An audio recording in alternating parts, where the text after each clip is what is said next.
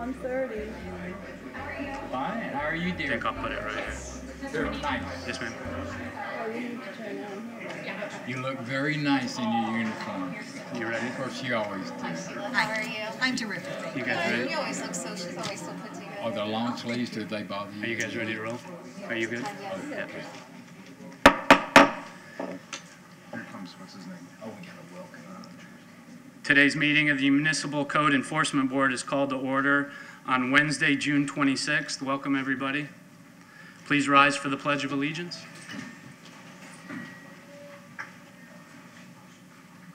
I pledge allegiance to the flag of the United States of America and to the republic for which it stands, one nation, under God, indivisible, with liberty and justice for all. Please be seated. Agendas today's meeting are on the wall at the entrance to chambers. Please remember to turn all cell phones and devices off. Before we get moving this afternoon, we'd like to welcome a member of our team, Mr. Kenneth Pieslak. Welcome to the team, welcome to the city. I know your staff is excited to have you, and as a board, we are as well.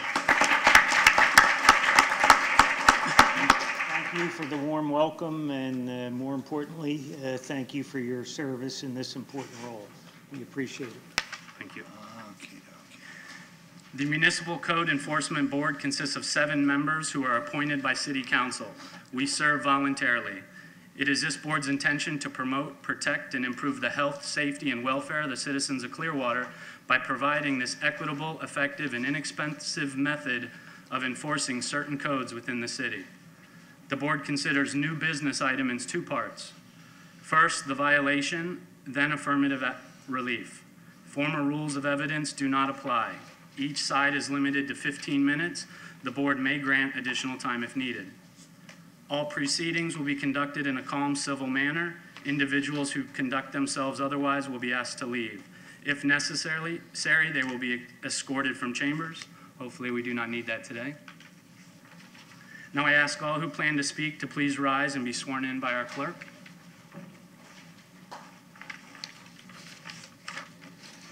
Do you swear or affirm to tell the truth throughout your entire testimony? I do.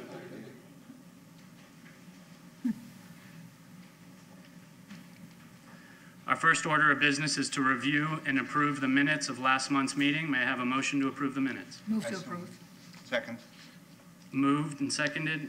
All in favor say aye. Aye. Opposed, nay. Motion is approved. Minutes are approved.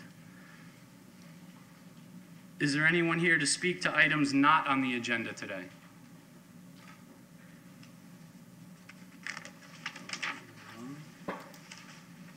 Next on the agenda are new business items. We're going to throw a curveball at you if you don't mind, and I do apologize. We're going to jump to 4.25, case number 111-19. Find respondent Skiff Point LLC at 250 Skiff Point in violation of code for permits, and issue an order with the compliance deadline and fine if compliance is not met. Is there anyone here to speak to this case? Yes. Thank you, sir. Mr. Chairman, I don't believe you swore in, sir. You did not stand. I'm legal counsel, and usually don't swear in legal counsel. But I'd be happy to take the oath as well. Okay, fine. Please step to the podium and state your name and address. Michael Boutzkas, Boutzoukas. My business address is 1511 Northwest Shore Boulevard, Tampa, Florida. Thank you. Do you admit to the violation? Yes, on behalf of my client, we admit to the violation. Perfect. Thank you. If you don't mind, please have a seat in the front, and we'll call you right back as we move forward. And Chair Merrill, we have our recommendation, as you will see, was initially for 30 days. After having discussed it with council, I've agreed, or the city has agreed, provided that you all are okay with it, is to simply give them 120 days to correct the violation because there's some engineering issues that are involved. So we're okay with that as long as the board's okay with that. If we can go through the presentation if you like, but that just basically change. The only thing that changes is the recommendation of compliance date of July 26th then becomes August, September, I guess October 26th. Mr. Chairman, was that far out? If we're gonna move it that far out, I would at least like to hear a presentation. Yeah, no, I think, may I have a motion on the violation to move forward? Yeah, let's go ahead. I move to find the respondent in violation of the code as referred to in the affidavit in this case. Second. All in favor? Aye. Opposed?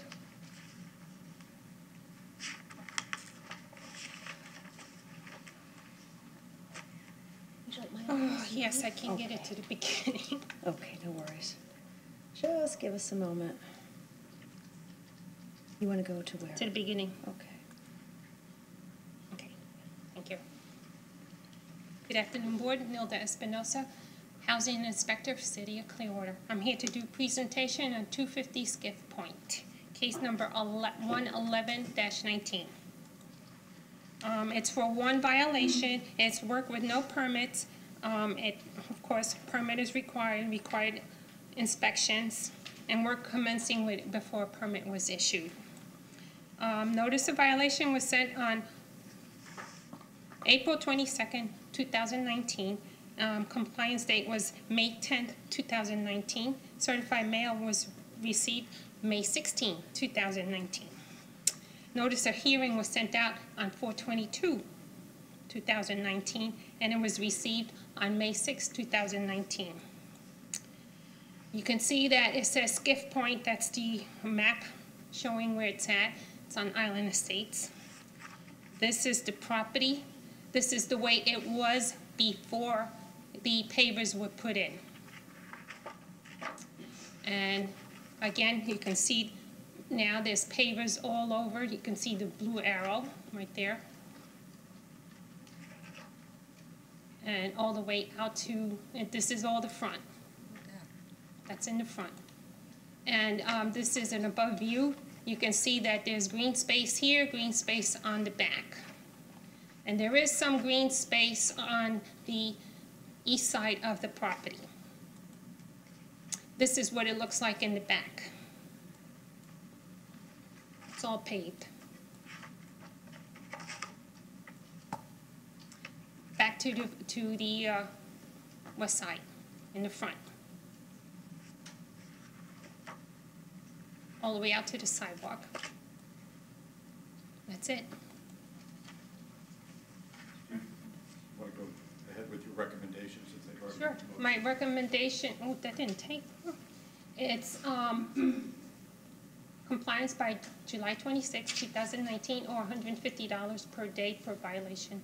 After 3 months, if from the recordation date of such a lien, if the fines and fees remain unpaid, then City Attorney's Office is authorized to foreclose, collect, or settle such lien on using any legal or equitable remedies available under the law. And then we would be, October, make that October 26th. Like October, that would be October 26th. October 26th, yeah. Okay. One more. Then is doing. any questions from the Yeah, board? I have a question. Oh, yeah. What- I don't understand what's wrong here. Oh, because the sidewalk is missing? No, ma'am. The whole entire, almost the entire property has pavers on it. You're supposed to have some green space, and it's a percentage. Hi, my name is Dana Root. I'm the Assistant Building Official for the City of Clearwater. Anytime pavers or any concrete is added to a property, a permit is needed. They've also done work close to the seawall, which they may not be able to do. And they construct some steps by the seawall.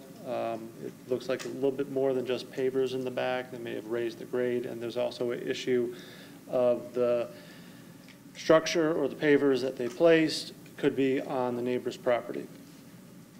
So what we have is not a safety issue, but work being done without a permit and also being improper and violating the codes. Correct. Okay. I personally don't have a problem with the extension because there's no safety issues here.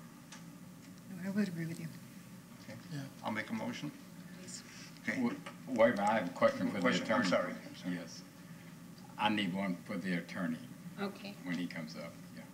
Is there any more questions for Ms. Espinosa? No? Okay, thank you, Ms. Espinosa.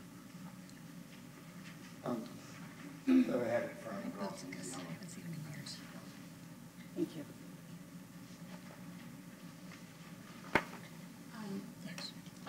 Just power button so the light comes on. Which one's the power button? Up there. There you go.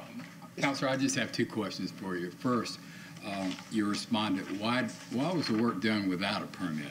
Thank you for asking that question. And again, my name is Michael Butskas, and our clients have had this property for a while, and they've actually done work in the past. They've gotten permits, and each time they've done work in the past, there was a seawall rehab back in 2005. There was some work just a few years ago to the interior, and they kind of renovated it, and they got all the permits. Each time they did it, they hired a contractor, and the contractor went and got the permits for them and did all the work. They hired a contractor when they finished the interior and said it'd be nice to make the back look a little bit better, and the contractor did the work, and then we found out that there were no permits pulled, and it's in violation. The issue that the building official brought up is a significant one as well, and I just wanted to address it briefly, which is why we're looking for the 120 days. The area here on this, in the back part of the property, this is the water side here, here's the structure, there's the street. But this area here that's in gray is an area in which you really can't build anything pursuant to our code because of the waterfront, okay? The line that's kind of light here, that's white, that goes from the north to the south, that's inside that gray area, that's a wall that you saw in some of the pictures that holds the pavers up behind it. That wall was built to be there longer than any of us in this room will be around. It's not a matter of the work being done being deficient, it's a matter of the work being put in the wrong place. Had the contractor gotten the permit, it had been in the right place. The idea is trying to find the best way to engineer salvaging that wall, or as much of it as we can, to make this all work. And when we get into compliance with that by moving that wall back, the pavers that are beyond that would go away, and the ratio of permeable land to non-permeable land will be not an issue. But just to remove the pavers and not have that part done is where the challenge is. So that's why we're looking for the 120 days. Thank you. You answered my second question. Okay, there you go. You did. Thank you. Okay. Any other questions from you guys? Good afternoon. I'm Jim Frisch, and I'm here on behalf of a neighbor piece of property, F-R-I-S-H-E. And I understand why they want the extension for engineering purposes, because we have a survey that indicates that they built over onto Mr. Mijos's property. And so they've got to figure out how to engineer or remove a portion of the slab they poured. Also, I'd like to call, and I've got pictures if you want them, the drainage ends up coming on to Mr. Mijos's property without any provision by him. I don't know where the drain pipes originate. There is a downspout that goes under pavers or a slab. I'll have to look again. And that's where I assume most of it's coming off the roof line and going under the slab to a grate that's on Mr. Mijos's property. There was a fence there originally on Mr. Mijos's property, and it's gone. And as the current survey shows, there's about 1.5 feet, 1.8 feet of encroachment on his property by the slab that they've got pavers on. So it's going to be a problem. They'll probably need the 120 days to get the engineering done and get a survey and get it done right. But I wanted to call those two issues to your attention, especially the drainage issue. It's been kind of dry lately, so we haven't seen any repercussions, but planning for the future is a smart thing to do in this environment. So is your client agreeable to the 120 days and willing to work with his neighbor on this? He has no objections to that. Good. He'd just like it on their property. Okay, fine. And not draining onto his. That's what we needed to know. And I don't know the details of what permits were applied for after the fact or what they needed. I don't know whether or not all the build-out permits were even pulled. That's on the contractor, in my opinion. I'm sure the city's going to review the whole thing now that they have its attention in the engineering department. Anyway, that's all we wanted to make sure was read into the record, and I've got some pictures and everything if you'd like them. Thank you. Mr. Frisch, is this the first that the city is hearing about the neighbor issues with this project? To the best of my knowledge, it is, although I'm not sure if I may address, yeah, we were aware, when being a real estate attorney, the first thing I noticed when I got the survey from the engineer was that the pavers were across the boundary, and said those are going to have to go once we figure out the resolution of this. Today is the first time I'm hearing of the drainage issue, but we'll definitely have a look at that and make sure that all of it's resolved in that context. There's also on the south side of the property, they modified the way the water does drain out, the natural water that flows out to the bay, and that's already part of the plan of what we're going to be adjusting as well. So we'll be looking at it in that perspective. Certainly within the radar. I appreciate you being here. Okay. Thank you, Mr. Frisch. Okay, you gonna make a motion? Okay, I move to enter an order requiring the respondent to correct the violation on or before October 26, 2019. If the respondent does not comply by that date, the board may order a fine of $150 per day per violation for each day each violation continues to exist. If fines and fees remain unpaid 3 months after such lien is filed, the city is authorized to foreclose, collect, or settle such lien. I second. First, seconded. All in favor, say aye. Aye. Opposed, nay. Motion passes. Thank you for being a good neighbor and working together. It's always nice when we're not butting heads in here. We're willing to work together and solve the problem. So thank you for that. Appreciate it. Thank you. Thank you.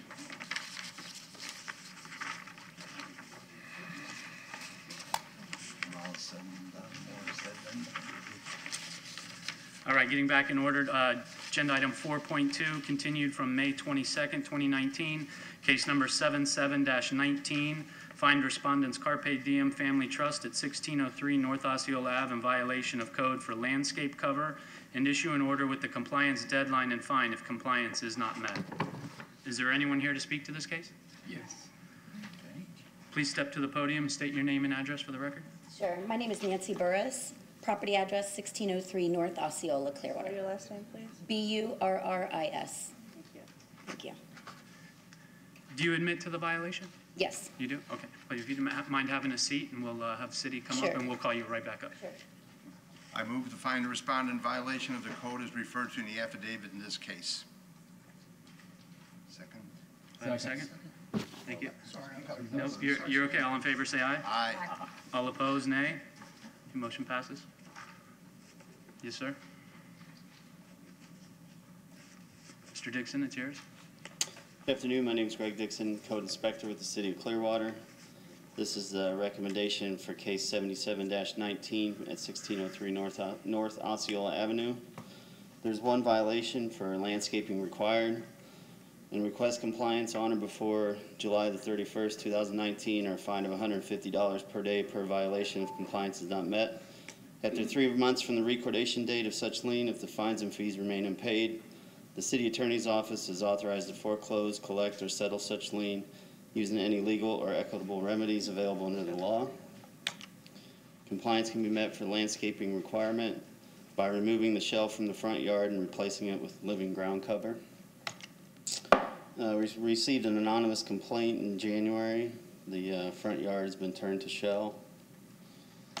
And here's a picture in April after the compliance date. And here's a picture from this week. Any questions from the board? I have one. So we cannot lay in any instance at all shell. It can't be shell. You can't have shell, but you're not supposed to have the whole yard shell. Only Okay. in washout areas. Oh, okay. Just in washout areas? Okay. Like from your roof downspout. Oh, okay. Is that it? Ms. Burns? Burns, sorry. Thank you. Appreciate you hearing me. Based on the violation that I received, it specifically states all landscaped areas must be covered with shrubs, ground cover, turf, 3 inches of organic mulch, or other suitable material which permits percolation. And that's why I'm hoping that you will see that the seashells absolutely permit percolation, and that they would hopefully get on the list as an approved ground cover, especially for Florida. Some of those reasons: it's environmentally friendly, they're mined right here locally, it supports local businesses, We sit on a bed of seashells, where we're located here. Low maintenance, no mowing, no fertilizers running into the storm drain. I can't see a negative. Even the more that I researched it upon receiving this letter, I learned that as you even walk on the surface and as they decompose, they even enrich the soil beneath it. They create a nice, strong surface for walking and safe. So I just can't see a negative to using it as ground cover in our location. Well, I'm hoping you put it on the list for approved. first of all, we don't have the authority to put it on the list. That's a city council action. Mhm. And a few years ago, and I don't know exactly when, you could use shells, but then the city council decided for some reason that they were no longer going to allow that. So the code states that those shells are not permitted in the way you have used. And I think everything you said is true and has merit, but it doesn't get you out of the violation. So how do we get that as approved ground cover here in Florida, being that we're in Clearwater Beach and shells are below our feet everywhere we walk? Address the council people. Okay. That's what, write them, talk to them. Okay. You're very persuasive, but that's where you're going to have to start. Okay.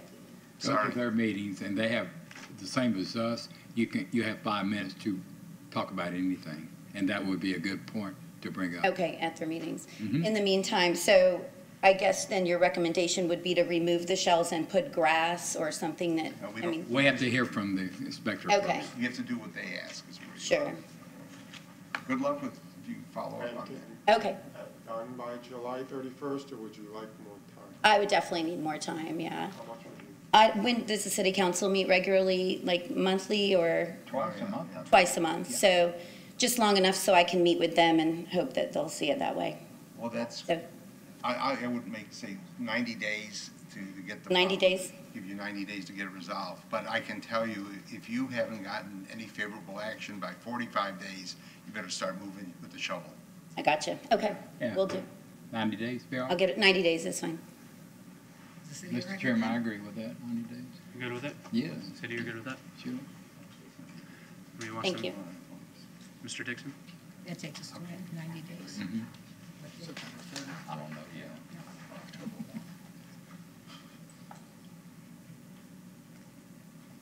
Okay, We're done? 90 days. So what is that, September? Okay, I'll make a motion. I move to enter an order requiring the respondent to correct a violation on or before October 1st, 2019. If the respondent does not comply by that date, the board may order a fine of $150 per day per violation for each day each violation continues to exist. If fines and fees remain unpaid 3 months after such lien is filed, the city is authorized to foreclose, collect, or settle such lien. Second. All in favor, say aye. Aye. Opposed, nay. Motion passes. 4.2 is closed. Moving on to agenda item 4.5, case number 91-19, find respondents Florida Minority Com Reinvestment Coalition, Inc. at 907 Plaza Street in repeat violation of code for lot clearing, and issue an order that a daily fine be imposed for each day the repeat violation existed. Is there anyone here to speak to this case? Not present, Mr. Chairman. All right, can I have a motion?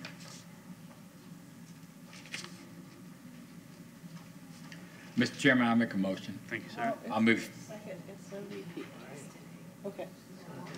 I move to find the respondent in violation of the code as referred to in the affidavit in this case.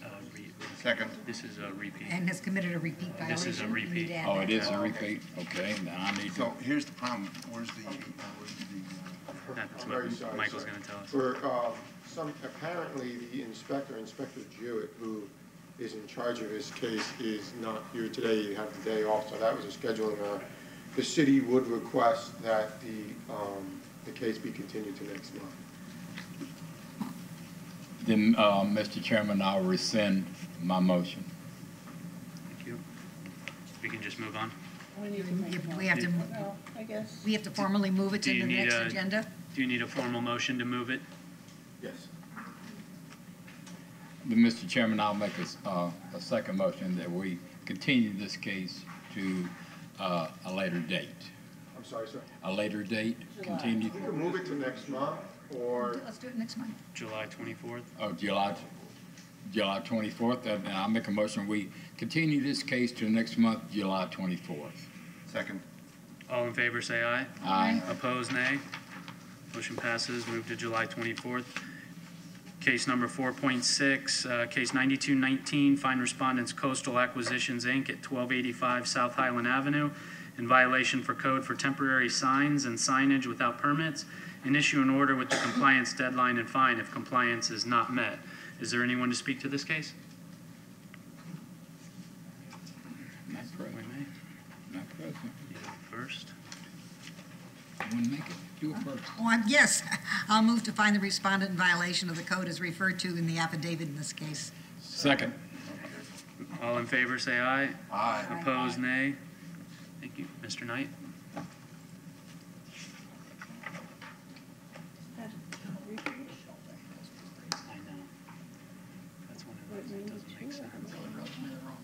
I'd like to start by saying that one of the two violations that are being presented today did come into compliance. The signage erected without permits, the city is seeking a declaration of violation for that violation. The other sign for temporary signs was still in violation on my last inspection date. So, with that being said, I'm Daniel Knight, sign inspector for the city of Clearwater. This is case 92-19 for 1285 South Highland Avenue. The one case for temporary signs, the city is asking compliance on or before July 26th of 2019, or a fine of $150 per day that the violation continues to exist. We are asking the board to authorize the following. After 3 months of the recordation date of such lien, if the fines and fees remain unpaid, the city's attorney's office is authorized to foreclose, collect, or settle such lien using any legal or equitable remedies under the law. Compliance can be met for the temporary signage by erecting all temporary signs no closer than 5 feet away from all property lines and abide by all other criteria and limitations presented in Table 3-1806, 1B. Compliance can also be met by removing all temporary signs from the property. And this again was for the one sign, for the one violation of signage erected without permits. The city was requesting a declaration of violation. This is on the corner of Highland and Lakeview. This would be the northeast corner. You see these signs next to the sidewalk. Oh, I had a better view on the other person. These are temporary signs. They're too close to the property line. The property line is just on the other side of the sidewalk towards the mobile gas station. The temporary sign ordinance states that all temporary signs must be at least 5 feet away from all property lines, at least 15 feet away from each other, and no more than 2 can be erected as for commercial use. In this picture alone, there are 3 being used for commercial use. They're too close to each other, and they're too close to the property line. This was the sign that says station. It's orange and blue. That was the sign, one of the signs that was erected on the right side of the photo, that was erected without a permit. There are other violations that were brought into compliance. This was on 621. That sign had been taken down, which brought the property into compliance, but they still had one temporary sign too close to the property line of the right-of-way and the property line. It needs to be back at least 5 feet. In that area, they probably wouldn't be able to erect it. If they did, it would be like right up to the curbing of their parking lot area. And it would have to be facing Highland. It wouldn't be able to be erected in the position that it was in. Could you put that picture back on? I have Sure. a question. So they removed one of those signs. 2. The property itself on my first inspection had about, I want to say 6 to 8 of them.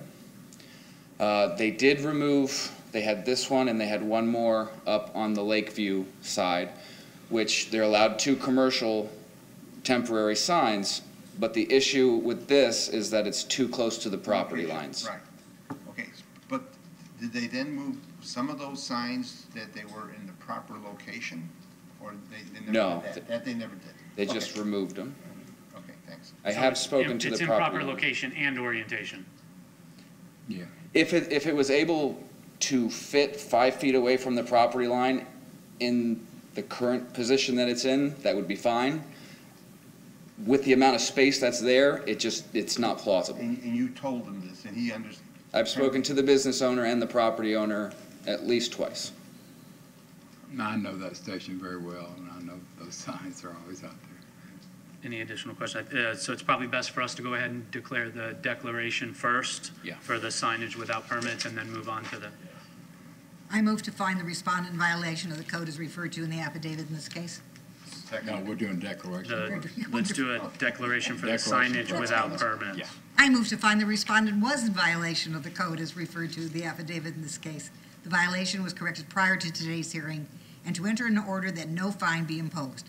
If the respondent repeats the violation, the board may order a fine of up to $500 for each day the violation continues to exist. Second. All in favor, aye? Aye. Opposed, nay? Now you can go Declaration back passes. to the So now the first temporary signs. And now, Can't understand why some isn't here. Okay, you want to do the motion for the other one now? You can do it.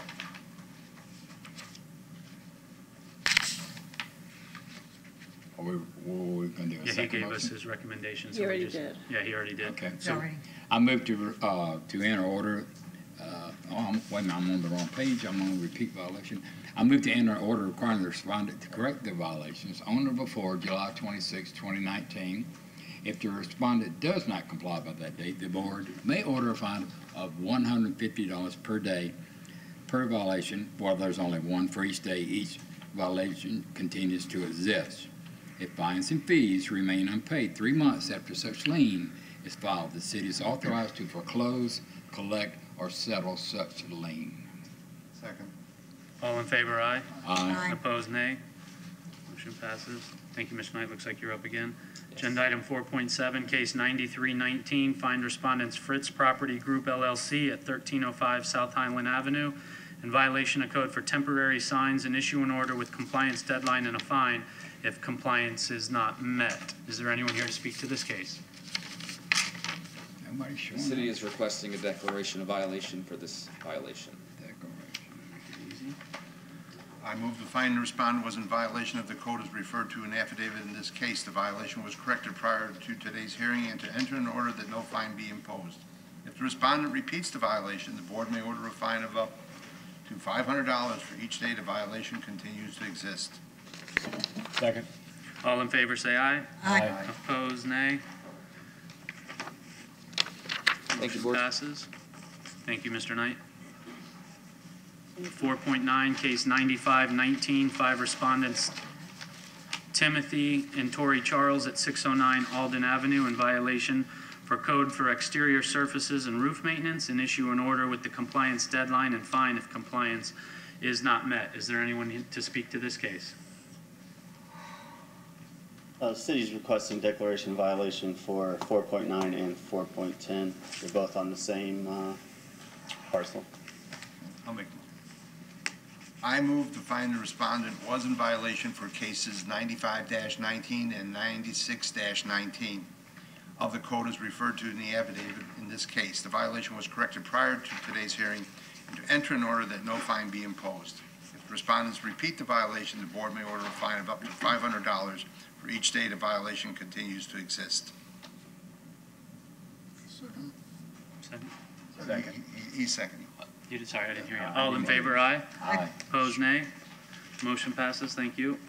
Agenda item 4.11, case 9719, 5 respondents Juan Aldana Paredes at 904 Jefford Street in violation code for exterior surfaces, and issue an order with compliance deadline and fine if compliance is not met.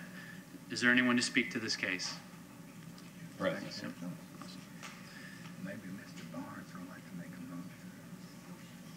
If you would please step to the podium, state your name and address for the record. Yeah, my name is Juan Aldana Paredes. I'm the owner of 904 Jefford Street. I'm sorry, would you spell your name, please? Juan, Juan, F, Aldana, Aldana, Paredes. Sorry, my English is not very Oh, good. that's No, fine. you're okay. Do you admit to the violation? I do admit to the violation. Okay, perfect. If you wouldn't mind, have a seat right there in that front row, and we'll come right back to you. Thank you. This violation's been corrected also, so I just request a declaration of violation. Making it easy. I move to find the respondent was in violation of the code as referred to in the affidavit in this case. The violation was corrected prior to today's hearing, and to enter an order that no fine be imposed. If the respondent repeats the violation, the board may order a fine of up to $500 for each day the violation continues to exist. Second. All in favor, aye? Aye. Opposed, nay? Declaration, thank you, sir. One, you're good? Thank you. And thank you folks for coming in. You know, show your concern. Thank you so much for your time. Thank you. Agenda item 4.13, case 99-19, find respondents Hao Thien Huynh and Viet Dang at 695 Mandalay Avenue in violation of code for short-term rental, and issue an order with the compliance deadline and fine if compliance is not met. Is there anyone here to speak to this case? Awesome. Please step forward. Were you sworn in already? You were? Awesome. Would you say your name and address for the record? And I apologize if I butchered your names. I'm so sorry. Viet Dang for 695 Mandalay Avenue. And Hao Huynh, property 695 Mandalay. Do you admit to the violation? It was corrected. The violation was corrected?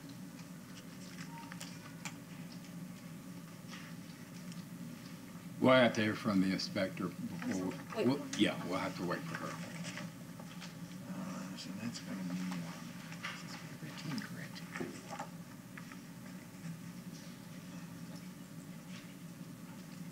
Good afternoon, Board. Julie Phillips, Code Inspection Specialist for the City of Clearwater, and I'll be doing a PowerPoint presentation for case number 99-19. There is one violation at this property. It's for an illegal short-term rental. It violates Code Section 1-104B for a development code violation and Code Section 3-919 for prima facie evidence. Section 8-102 is a definition of a residential use. A residential use means a permanent place of residence for a family. A residential use located on residentially zoned property shall not include rentals for periods of less than 31 days or 1 calendar month, or whichever is less, or which is advertised or held out to the public as a place rented for periods of less than 31 days or 1 calendar month, whichever is less. A residential use located on residentially zoned property shall not include interval ownership, fractional ownership, or time-sharing unit. A notice of violation was sent on October 5th, 2018, with a compliance date of November 5th, 2018, and I did receive the certified mail receipt back on February 19th of 2019. This is the first listing. The owner advertises as Step from Clearwater Beach. They advertise on the homeaway.com website. As you can see with the arrow to the right, the minimum stay is 7 to 28 nights. Again, on the homeaway.com website, we still have a minimum stay of 10 to 31 nights, which was taken on February 13th, 2019. On May 1st, 2019, we're on TripAdvisor, and if you'll look at the arrow, this time they have it for 7 nights as a minimum night stay. Again, the code requires 31 days or 1 calendar month, whichever is less. And there's a better view of the 7-night minimum stay. And again, multiple times on that same listing as a 7-night minimum stay. I went back on June 10th. TripAdvisor.com, they're still listed with a 7-night minimum stay. And I actually did try to book it from September 14th to the 28th and was successful in doing so for $1,721. And again, they still have a 7-night minimum stay. A better view, same website. Again, when you go ahead and book it, you can say book now. It takes you to this where all you really have to do is put in your credit card and push send, and you're finished. I did an affidavit of posting for today's hearing on June 12th, 2019. This is the front door of the property, and this is where it sits on Clearwater Beach. It's the first property to the right before you go around the roundabout at 695. When I posted that property, there was actually a tenant from Delaware in that location. And I went ahead to the website again yesterday on the 25th, Steps from Clearwater Beach, and we still have a 7-night minimum stay. This verifies that this is the owner. And again, I tried to book it for the 7 nights. This time it was $956. It asks for my credit card details, and I'll let the board deliberate. Can you step forward? I apologize because I've only been using ever since I did post on TripAdvisor, but I've never booked anybody through it, and I completely forgot about it. I mean, I only looked like ever since I wasn't sure if it was you, but that I spoke with earlier when I first got the notice. So I went in and I corrected everything, but I guess I forgot that one website. I'll remove it because I never booked anybody through that website ever. I posted it that one time, I think it was like a year or 2 ago, and I've never touched it again, so I completely forgot. I mean, I'll just remove it, it's easy. So anything I have shows, I mean, I was a little confused because everything I changed, I mean, sometimes I say 28 just because of February, but I made sure you cannot book. I mean, the other sites show is fine, right? The HomeAway and because I only posted on HomeAway and Airbnb, so I know those 2 are fine. So I mean, I guess it might be correct because I didn't touch or I didn't edit the other one. So And it's an important issue in the city, and I know it especially down on the beach I wasn't area. realize that in the beginning, but ever since. Are pretty upset by this happening. It happens quite a bit, and I think it's very important to make sure. And I think one of the problems is when you post on one site, it doesn't just stick to that one site. Am I right, Ms. Phillips? A lot of times 3 or 4 other sites that they manage pick it up and run with it. So when you go back and make a change on one, it may not necessarily change on the other, so you could still be in violation. So you just really have to trace your steps and make sure that you're not advertising that for less than the 31 calendar days that city code does not allow. Does that make sense? Yeah. Yeah. And I just want to the 28 is okay. I thought that was the issue because sometimes, but as long as you click on it, it doesn't allow you to, it'll have to be the full month of February or the full month of March. So depending on, it'll be a range, and that's fine. If you stay with 31 days, as the code requires, 31 days, you don't have to worry about February. Well, because I was wondering, because because a lot of people just book in like the whole month of March or February, and of course it won't be 31. Is that okay? Well, March is, but the other months. But the whole month though. It's a calendar month or 31 days. Okay. Okay, that was my only concern. But Well, right now though, you are in violation because that site does exist today, right now as we speak. Okay. So you're in violation, and I'm going to make a motion to say that you are, and you're going to be given time to correct it. And as you said, it's easy to do, so you should have it done quickly. And then you can inform the inspector that you have made the correction and get on with it, and then you will no longer be in violation. do I get a fine? No, there's no fine. Not yet. But you need to comply with the time guidelines that they are given. Okay? And make sure you have Ms. Phillips' information, yeah. What was the time on this? Would you like me to do my Yeah, please, would you recommendation? give us a recommendation? Yeah. Thank you. Something that was out of order here, yeah. Yeah, I move to find the respondent in violation of the code as referred to in the affidavit in this case. Second. All in favor, aye? Aye. Opposed, nay? Motion passes. Ms. Phillips, thank you. Okay, so my recommendation for case 99-19, there's one violation for an illegal short-term rental. I'm requesting compliance on or before July 8th, 2019, or a fine of $250 per day for each day the violation continues to exist. We are asking the board to authorize the following. After 3 months from the recordation date of such lien, if the fines and fees remain unpaid, the city attorney's office is authorized to foreclose, collect, or settle such lien by using any legal or equitable remedies available under the law. Compliance can be met for an illegal short-term rental by renting the property for at least 31 days or 1 calendar month, whichever is less, by removing all daily and weekly rental rates, reviews, and discounts. In addition to that, all websites and calendars should reflect the 31-day or 1 calendar month requirement. Thank you. I'll make a motion. Mr. Barnes would like to make a motion. Sure, why not? I'm sorry. So I move to enter an order requiring the respondent to correct the violations on or before July 8th, 2019. If the respondent does not comply by that date, the board may order a fine of $250 per day per violation. For each day the violation continues to exist, if the fines and fees remain unpaid 3 months after such lien is filed, the city is authorized to foreclose, collect, and settle on such lien. Second. All in favor, aye. Aye. Opposed, nay. Passes. So do you understand by July 8th you have, so no fines today, but after July 8th, you have to have all that done by July 8th, then the fines can start. So please make sure we take care of those and communicate with the cities. And you want, at that also, as was mentioned earlier, check all these other websites to make sure that it's not showing up there incorrectly. I don't know about like the reviews and stuff, but I guess I'll just call the website and they should be able to do something. Well, here's the thing. You put them on the website, didn't you? You placed all that information on, okay, so it's your responsibility. Thank you.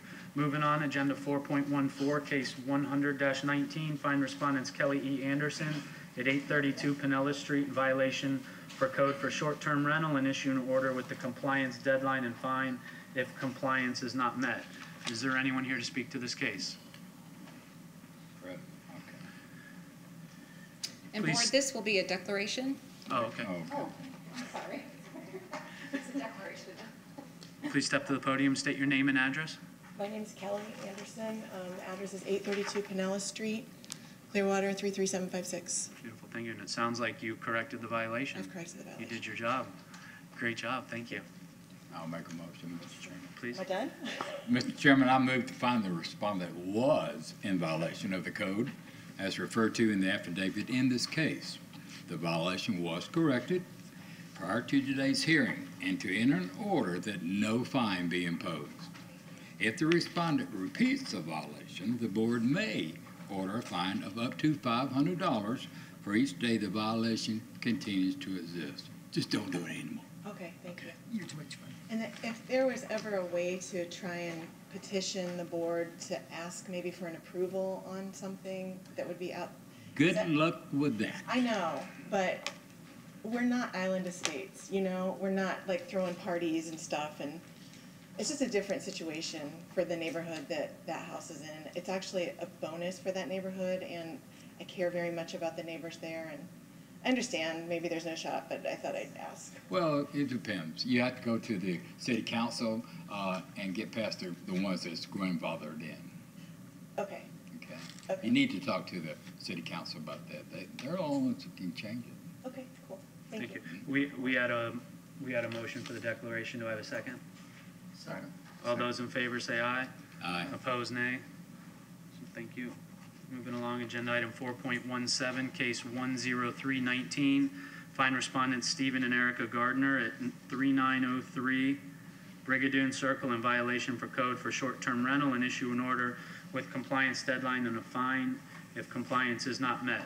Is anyone here for this case? Ma'am, please step forward and state your name and address. I'm Sharon Friend. I live at 201 6th Street South, St. Petersburg, Florida, and I'm here on behalf of Stephen and Erica Gardner, who, Friend, F-R-I-E-N-D? F-R-I-E-N-D. Oh, just Friend. Sorry.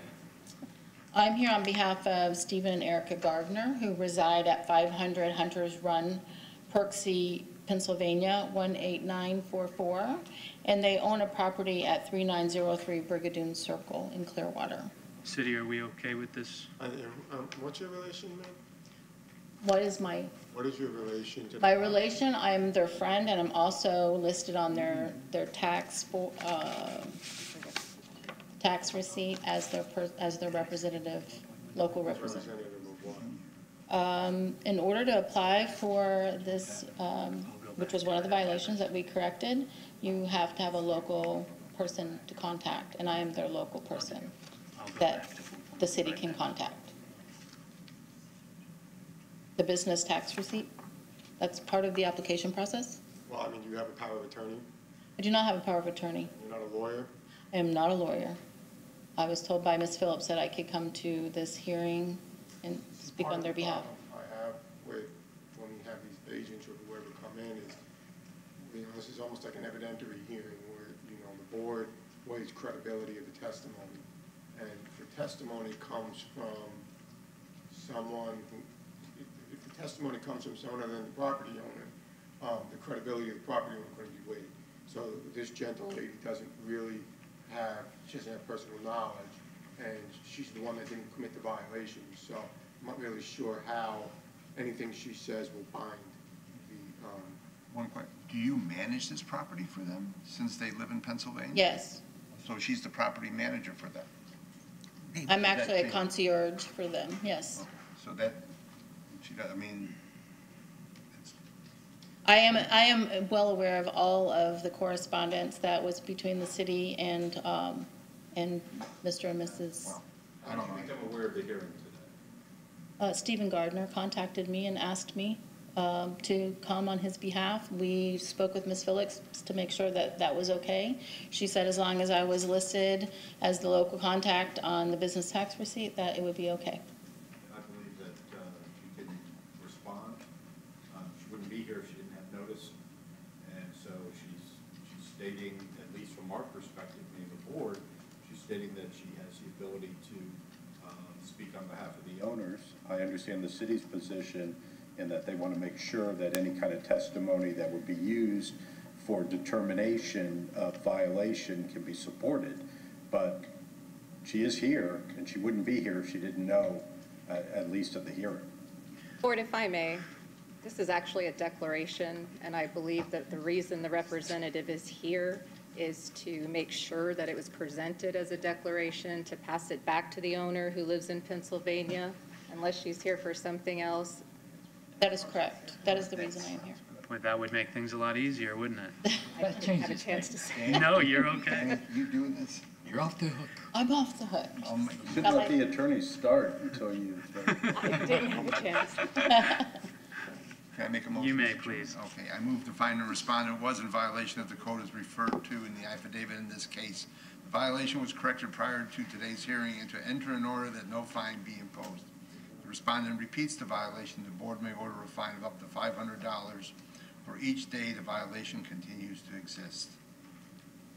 Second. All in favor, aye? Aye. Opposed, nay? You are all Thank you. set, thank you. Thank you. I do need to go back to agenda item 4.15. I apologize for skipping that. Case number 101-19. Find respondents Alyssa and Dax Brady Sheehan at 1117 Sediva Street in violation for code for short-term rental and issue an order with compliance date and fine if compliance is not met. Is there anyone to speak to this case? And board, this would also be a declaration of violation. Thank you, Julie. If I may have a motion. I move to find the respondent was in violation of the code as referred to in the affidavit in this case. The violation was corrected prior to today's hearing and to enter an order that no fine be imposed. If the respondent repeats the violation, the board may order a fine of up to $500 for each day the violation continues to exist. I'll second. All in favor, aye? Aye. Opposed, nay? Motion passes. Moving on, agenda item 4.18, case number 104-19, find respondents Pretium SFR Holding LLC at 204 Elizabeth Avenue in violation for code for exterior storage and issue an order with the compliance deadline and fine if compliance is not met. Is there anyone here to speak to this case? Okay, Good afternoon, Little Board. Daniel Kasman, City of Clearwater Code Inspector. This is for 204 Elizabeth Avenue, case number 104-19 for exterior storage. Number of violations is 1 for code sections 3-1502G1 and 3-1052G2 for exterior storage and exterior storage not for use outdoors. Okay. Want to make a motion on these first? Yeah, please, can I interrupt you 1 second? Yes. Go ahead, please do. I move to find the respondent in violation of the code as referred to in the affidavit in this case. Second. All in favor, aye? Aye. Opposed, nay? Moving on, Mr. Kasman, thank you so much. Sorry for the interruption. Yes. Notice of violation was sent on March 28th, 2019. The compliance date was for April 11th, 2019, and the certified mail receipt was received on April 4th, 2019. The main issue at the property, neighbors complaining that a large safe was left in the front yard and a freezer unit with some automobile parts. They tried to get in contact, couldn't get any answers from the person who lives there. Here's another picture of the freezer and some automobile parts. Went back on April 12th. Safe is still there, along with the freezer. On the 19th of April, safe is still there with the freezer.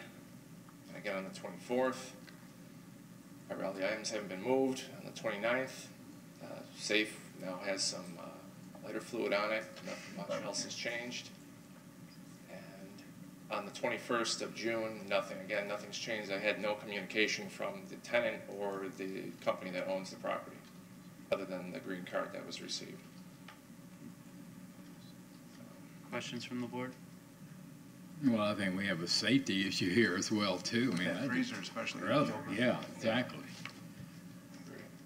Can you give us your recommendation? Yeah. I'm requesting compliance on or before July 1st of 2019, or a fine of $150 per day for each day a violation continues to exist. I'm asking the board to authorize the following. After 3 months from the recordation date of such lien, if the fines and fees remain unpaid, the city's attorney's office is authorized to foreclose, collect, or settle such lien using any legal or equitable remedies available under the law. Compliance can be met for the exterior storage by properly storing all items currently in the front yard inside the home, or removing them all from the property. And there's March, June. I have a problem, Mr. Chairman, with what the city is asking for. I think $150 is too low.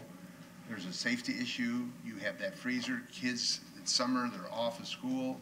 Somebody can get in there, little Johnny goes in there, and then we have a death. I think the fine should be $250 a day and get this person moving and move this safety hazard. I agree with you, Mr. Prost. I wish you'd make a motion to that effect. And you've had no contact from these people at all? No, but they've acknowledged. Nothing from them? No, they acknowledged the mail, but. The lighter fluid on top of a safe is an interesting concept. I wonder what they're trying to burn up in there. Okay, yeah, absolutely, I agree. Thank you.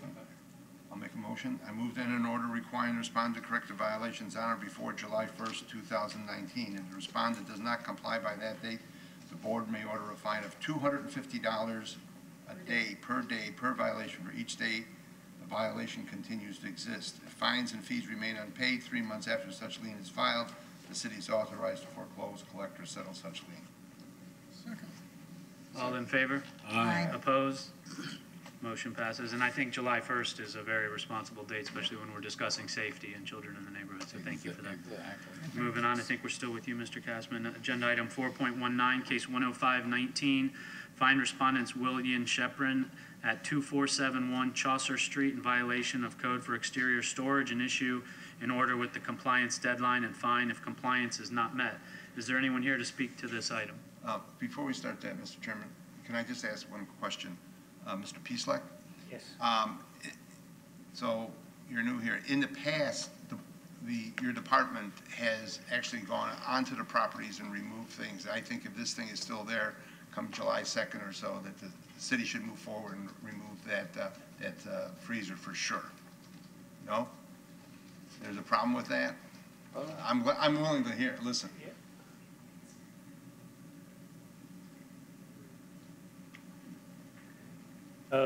Before we do that, it would have to be presented as a public nuisance case. Okay. Unfortunately, that's not the way it was presented. Okay. So, and then that's okay. But then if something doesn't stir there, I think we should do that then and bring it up for because this is not right. Thank you. It's a good point. Thank you. Moving on, William Shepron, any representative here for this case? Thank you, if I may have. This one is actually a declaration. It was fixed. Perfect. There's no longer an issue with the property, so I'm just seeking a Thank you, sir. declaration. If I may have a motion? You don't want you do it. Is there somewhere? I move to find the respondent was in violation of the code as referred to in the affidavit in this case. The violation was corrected prior to today's hearing, and to enter an order that no fine be imposed. If the respondent repeats the violation, the board may order a fine of up to $500 for each day the violation continues to exist. Second. All in favor, aye. Aye. Opposed, nay. Motion passes. Moving on, agenda item 4.20, case 10619, fine respondents Jonathan and Kimberly Grinstead at 48 Midway Isle in violation of code for permits, and issue an order with the compliance deadline and fine if compliance is not met. Is there anyone here? Thank you, sir. If you please state your name and address for the record. My name is Lance Hidalgo, 48 Midway Island, Clearwater Beach, Florida. Would you spell your last name, please? Yes, ma'am. Hidalgo. You're welcome. Mr. Hidalgo, do you admit to the violation? But what I'm actually here to do is to ask for a continuance. I went ahead and have legal counsel on Friday at 3 p.m. I tried to resolve the matter with engineering and having several meetings with building officials, in fact, this week, and we couldn't come to an agreement.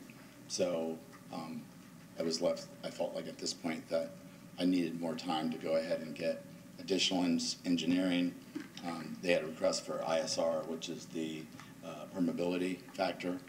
And so if I could just request like 90 days. Real quick, if you don't mind, and what's your relation to Jonathan and Kimberly? So actually, I purchased the home from them, but he is holding the note. And Mr. Grin, I met them by being the contractor who permitted to do their driveway and to do the remodeling in the backyard. And then they moved to North Carolina to be closer to their daughter last year. And so I started out by renting the property and then purchased it, but I'm not on the deed. And Mr. Grinstead lost his wife, unfortunately, a week ago, 1 year, while we were there visiting. So, you know, he had signed something for me to represent him. And so that's why I just was going to ask for continuance so I can be more prepared. But I did try to resolve everything. In city, are you okay with this representation? Oh, yes. Yeah? Yes. Yeah? Okay. Do we have anything against this continuance that we're asking for? Is there any issues that the board needs to understand or know about before that's given? How long? 90 days.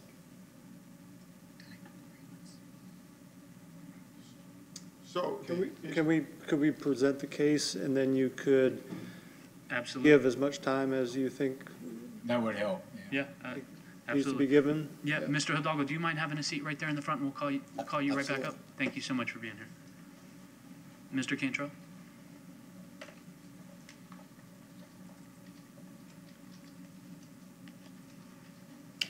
Good afternoon. I'm Jason Cantrell, Building Inspector for the City of Clearwater, presenting case 106-19 for the property at 48 Midway Island.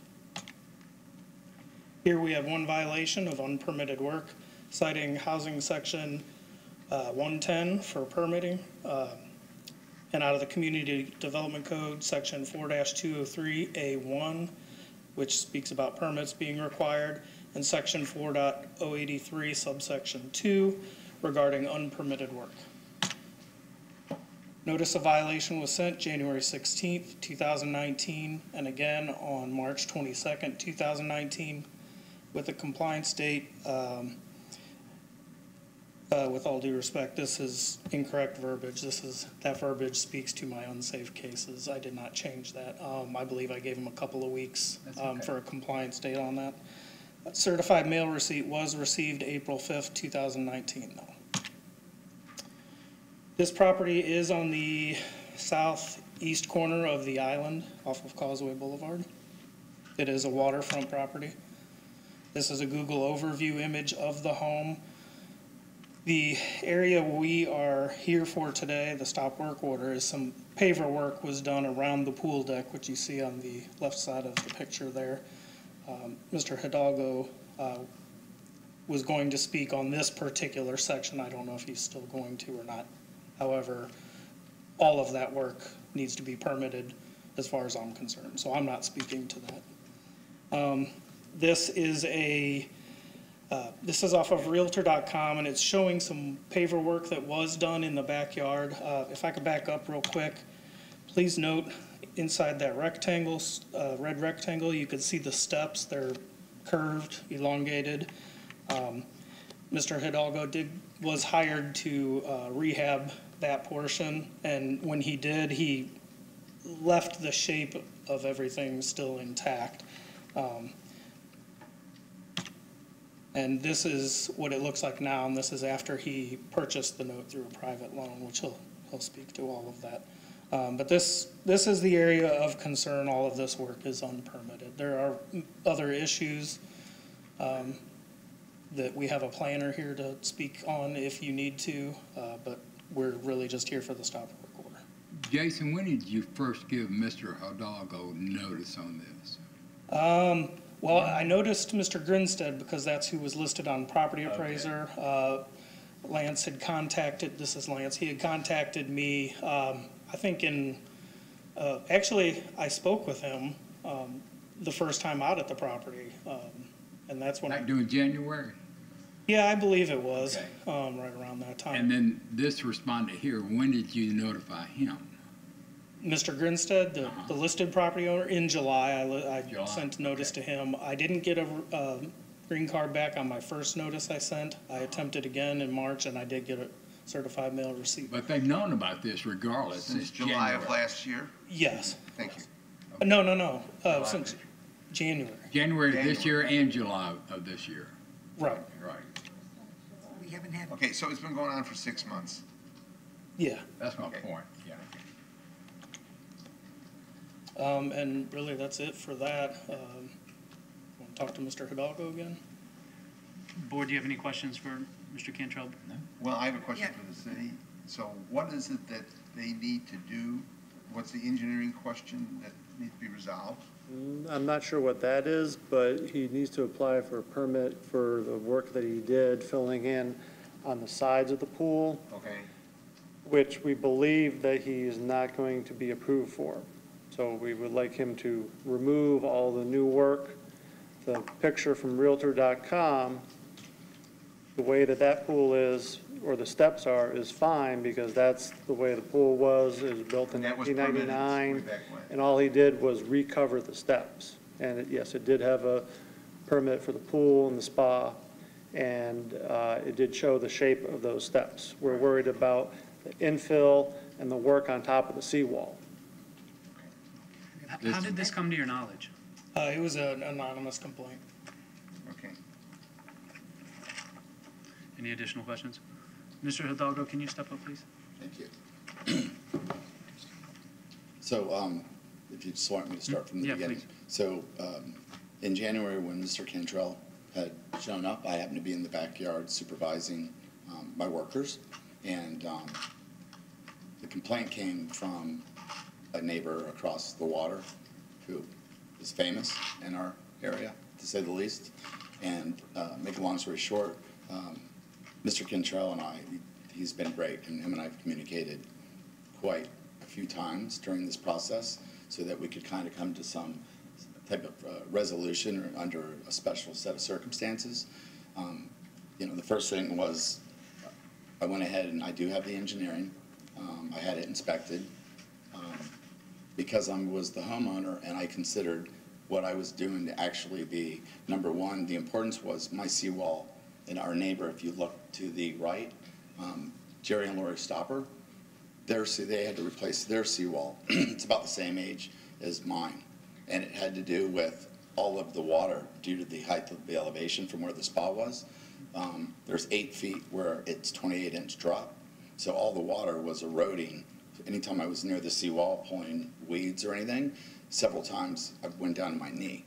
So being a general contractor and a contractor for building pools, I went ahead and during the holidays, because I felt it needed to be rectified right away to try to save from having to replace the seawall sooner than later, I went ahead and proceeded to get the work done because I thought it was, in my mind, compared to the size of the jobs we do, a minor repair, and I wanted to immediately, as soon as possible, try to stop the seawall from getting any worse than it already did. So when I was in the backyard, typically, by the way, I wanted to, after I met Mr. Cantrell, and the neighbor said that there was an illegal contractor doing an illegal seawall, which was not the case. And like I said, because of the way it was engineered before, I took the time to actually do some research. And the ISR permeability, the issue was all the water, the way the code had stated back then and grandfathered in. I even went and did the microfiche to pull up the history of who built the pool originally, which was done in 1997 by Landmark Pools. And there's a lot of inconsistencies.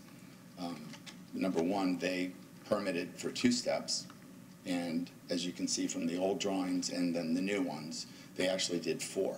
So, the code states no more than 12 inches high, so many feet back, and somehow they got away and got it approved for doing 4 steps and 28-inch height of elevation.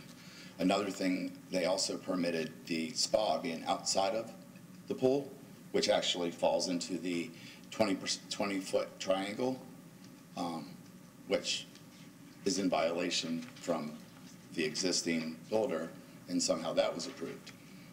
Mr. Grinstead, in 11 months later, had a new survey done, and I have everything. And so, but it didn't show, which is odd, didn't show the steps, didn't show the spa at all. So I went ahead and pulled all the microfiche, and then because those steps they were also starting to fail, even from my remodel, because all I did was just recover everything because it was originally brick pavers.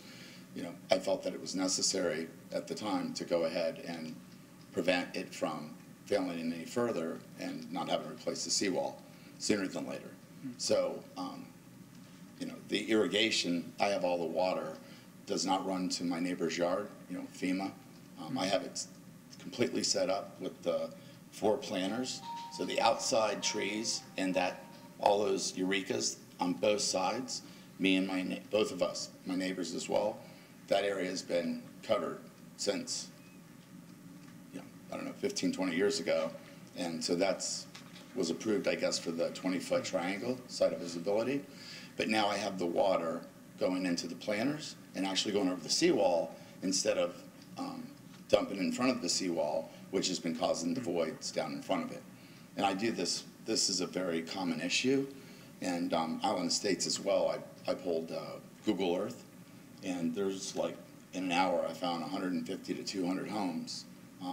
And I have, you know, I've also showed that to everyone when we were in a meeting.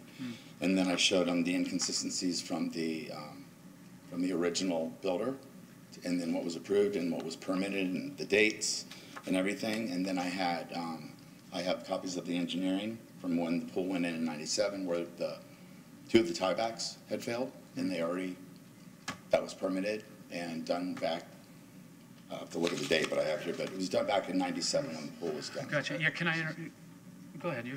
Sir, all these past problems and all that, it doesn't address the problem that we're facing today, and that is that you've done work without a permit, okay?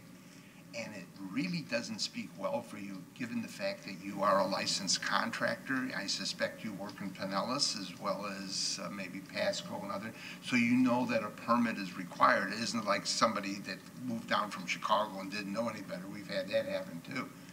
So what is your intent that you need to do? What is it you want to do that you need more time to solve this problem? Because you need to get a permit, and anything that happened in the past is not going to help you get a permit no matter what anybody else does. So what is your plan? So my plan was to have all my information accurately to kind of figure out the past to the present. And then I had the engineering that I thought was suitable in what they would need so that I could pull a permit. So when we met this past week, I actually applied to do the permit and pay whatever fine necessary or they deem necessary. Do you think you're going to get a variance from the city on what you've done? Is that your intent? My intent was to, first of all, find out, there's a rule, I believe, called something about what is it called? Circumstantial, like some circumstances, depending on what's happening or what's happening to the seawall, they will approve. It's been done in the past if there's issues with the seawall. I was hoping to be able to, with my engineering, apply for the permit and pay the fines and get a permit. But then when I met with them, that was, I don't remember, it was Tuesday? Okay, so, sir, So I don't mean to cut you off. I'm sorry. Just to get to the point, and I don't mean to be rude. Okay? No, sir. You need to face reality. This isn't, what you're thinking about, I don't think is going to happen.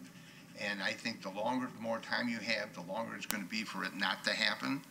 I would think 60 days, and we could, in 60 days, you come to realization and move in that direction, I think it'll be a lot easier for you and you'll get more cooperation out of the city. That's my opinion.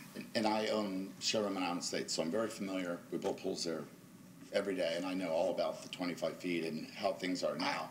I'm glad. I'm good. Okay, so you know what to do, actually. Yes. Now the thing is, you have to do it. It's just like me. I have to paint a spot in my ceiling, and I only want to do part of it. But you know what? When all gets down to it, Gotta do it all. you got to do it all. So you might as well just, bite the bullet. Well, and that's why I was asking for the continuance, because I was hoping that with the engineering and everything I had, that I could apply for a permit and then find some resolution that both sides. That gentleman doesn't say a lot, but when he does, he's very clear, so. We have seen the engineering for the retaining wall he has put on top of the seawall. We've asked him to revise it to match the actual work that he did. Most of the work that you see is going to have to be taken out because there are setbacks that are, he's built a structure in a setback, he's raised his pool deck, there's a 20-foot visibility triangle where nothing can be. We have talked about the plans from 1999 where there was one plan with the two-step, then another plan with the four-step. We're not worried about whether it's 2 or 4.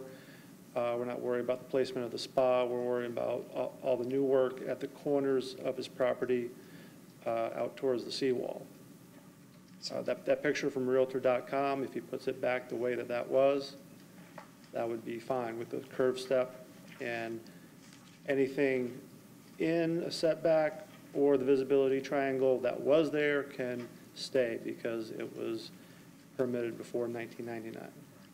So you've heard what the city has said, and I would advise you to move along in that direction quickly. I'd like to make a motion for 60, unless somebody, of course, somebody else has something to say. 60 days does give you time to continue this process and make sure you keep those doors of communication open. Absolutely. Yeah, absolutely. Yeah. It doesn't mean that you're going to, and all they're asking for you is to have the permit. That gives you, after the 60, once you have the permit, you have additional time to do all the correction. That's another story, correct? Yes, okay. Yeah. I'm asking this. Okay. Yes, go ahead. What are we, 60 days, so it'd be July, August. I move to enter an order requiring the respondent to correct a violation on or before September 1st, 2019. If the respondent does not comply by that date, the board may order a fine of what are you seeking, 150? He never has gave his recommendations yet. You want to give your, I'm sorry, he has to make his recommendations. Did we get the first motion? Okay, yeah. I'm sorry. We're good with 150 days. 150? Okay. $150. We No. need the first motion. We're 60 days. We've given him 60 days 60 to days get his to permit. make $50. Let him make, Okay. let Mr. Gaines make it Yeah, first, and then you make the second. Okay. Sure, I move to find the respondent in violation of the code as referred to in the affidavit of this case. Second. All in favor, aye. Aye. Opposed, nay. Okay. I move to enter an order requiring the respondent to correct the violations on or before September 1st, 2019. If the respondent does not comply by that date, the board may order a fine of $150 per day per violation for each day each violation continues to exist. If fines and fees remain unpaid 3 months after such lien is filed, the city is authorized to foreclose, collect, or settle such lien. Second. All in favor, aye. Aye. Opposed, nay. So just to clarify for Mr. Hidalgo, we did not grant a continuance. He was found in violation, and he has 60 days to bring it into compliance. Right. Correct. And the compliance is the permit. Right. And, correct, and the Right. permit has to be completed. I mean, there are dates. And then the permit will set new dates for him to have work completed by, I would assume, right? Now, Jason, what was your presentation? Was it to complete the work? Or Well, was- that's- yeah, it is. In the presentation, if you go to the last picture, a compliance date, obtain and complete a permit for the work that was done or remove all unpermitted work. So I guess that does speak to, it has to be completed in 60 days. No. Plus you have your original fine is $200. We didn't see that. That's you what we understand, were Mr. going to Vidal? ask for, but if you wanted to keep it at the 150, we're fine with that. Does that make sense to you? It does, sir. Okay, thank you. Thank you, Mr. Cantrell. We didn't give them what they're asking for. No, we haven't. You need to go back to that short little sign, the one before that. Yeah. Okay. So what we need to do is amend our Yes. our motion to include that, or remove all unpermitted work. We haven't included that in our motion, and that's what the city is seeking. And more importantly, But the then- permit is complete. Well, compliance is either way, right? Okay, so now that remove all unpermitted work, though, does not have to be done in 60 days. That's Well, what we're either, asking it for. just has to come in compliance. Please? He has to come in compliance, no matter how he chooses to come in compliance. So it's either way. The way your order reads. You come in compliance, however. Well, if it says compliance, and then that's it? Yeah. Right, so it could be either way. Okay, You either so get we a don't have to do permit. anything. Right, So we're good. yeah. You're good? Okay, thank Am you. I? Yeah, I just want to make sure that, I know this is kind of confusing with all the back and forth. So one of the things was, when I turned in the engineering, like, I have no problem permitting and being in compliance with, as long as I'm clear. The engineering I gave him for the wall, some of it, they didn't seem to be exactly the way that it was done, because it was, some of the stuff that Gardner Collins gave me, the engineering firm, was generic. So I found that out on Tuesday that Rude? Yes. Sorry, I apologize. It said that, that I needed to get the proper engineering for the way that the seawall was actually, the retaining wall was actually constructed. Actually done and constructed, right. Yes, and so the confusion that I had, and that's why it wasn't resolved this week, was I wanted to get, I had all the engineering, and I thought I had enough, that's the word I'm looking for, enough engineering, enough of the fact that it was inspected by Gardner Collins and all of them, so that I could apply for the permit and pay whatever the permit was or the fees, and find out exactly what they were going to request. So the only reason why I was asking for a continuance is because I was hoping for us to be able to resolve and come to some type of agreement that both parties find it acceptable. And so my only confusion was, the special set of circumstances of protecting the seawall. I didn't know, that's why I felt like I needed continuance to seek counsel, because I can get the engineering that they were requesting, but they've already agreed that the 20-foot triangle has been, they're not asking for that to be in compliance, because it's been out of compliance. So really, it's just the fact that I Well, you filled need in to make two your little. drawings sync with the actual work. They have to be the same. The drawings need to reflect the actual work. Correct. Okay, and then when On the that site plan. happens, Yes, sir. the city's going to review it, but there's an indication that that work was not acceptable, so I don't know. yeah. They're going to be, city staff is going to be best to answer those questions and make sure you understand, versus us trying to give you that direction. They know their codes and their rules. So if you don't mind, we'll move on, and then make All sure we you can have. do is give you extra Yeah, time. make sure you have their information, and. Yeah, we've all become very. Okay. To them quite a bit. Okay. My biggest confusion has just been that we were at 28 inches height of elevation, and now I've got to the seawall, I'm 14 instead of the 28. And I just filled in basically like 150 to 200 square feet. So I'm gonna get the engineering and then give them the ISR number, and then see if that is gonna be suitable, because the original steps that got. Mr. Aldo, you're repeating yourself over and over. Yeah, no, you're good. They'll give you direction. They'll take care of you. Okay. It's out of this That's board's up to hands. them. We can only Yeah. give you what we did, time. Okay. That's You're it. good. And I'll wish you the best with that. Make sure you communicate with them. I will. Perfect. Thank you. for your Thank you for time. coming out. Thank you. Moving on, agenda item 4.22, case 10819, fine respondents Bruno 1 Inc. at 2083 Envoy Court in violation of code for unsafe building, and issue an order with the compliance deadline and fine if compliance is not met. Is there anyone here to speak to this case? Declaration of case? Motion? It is not. Okay. First? I'll move to find the respondent in violation of the code as referred to in the affidavit in this case. Second. Second, all in favor, aye. Aye. Opposed, nay. Motion passes. Control. Since it was already found in violation, I'll go ahead and go right to the photos so you can see.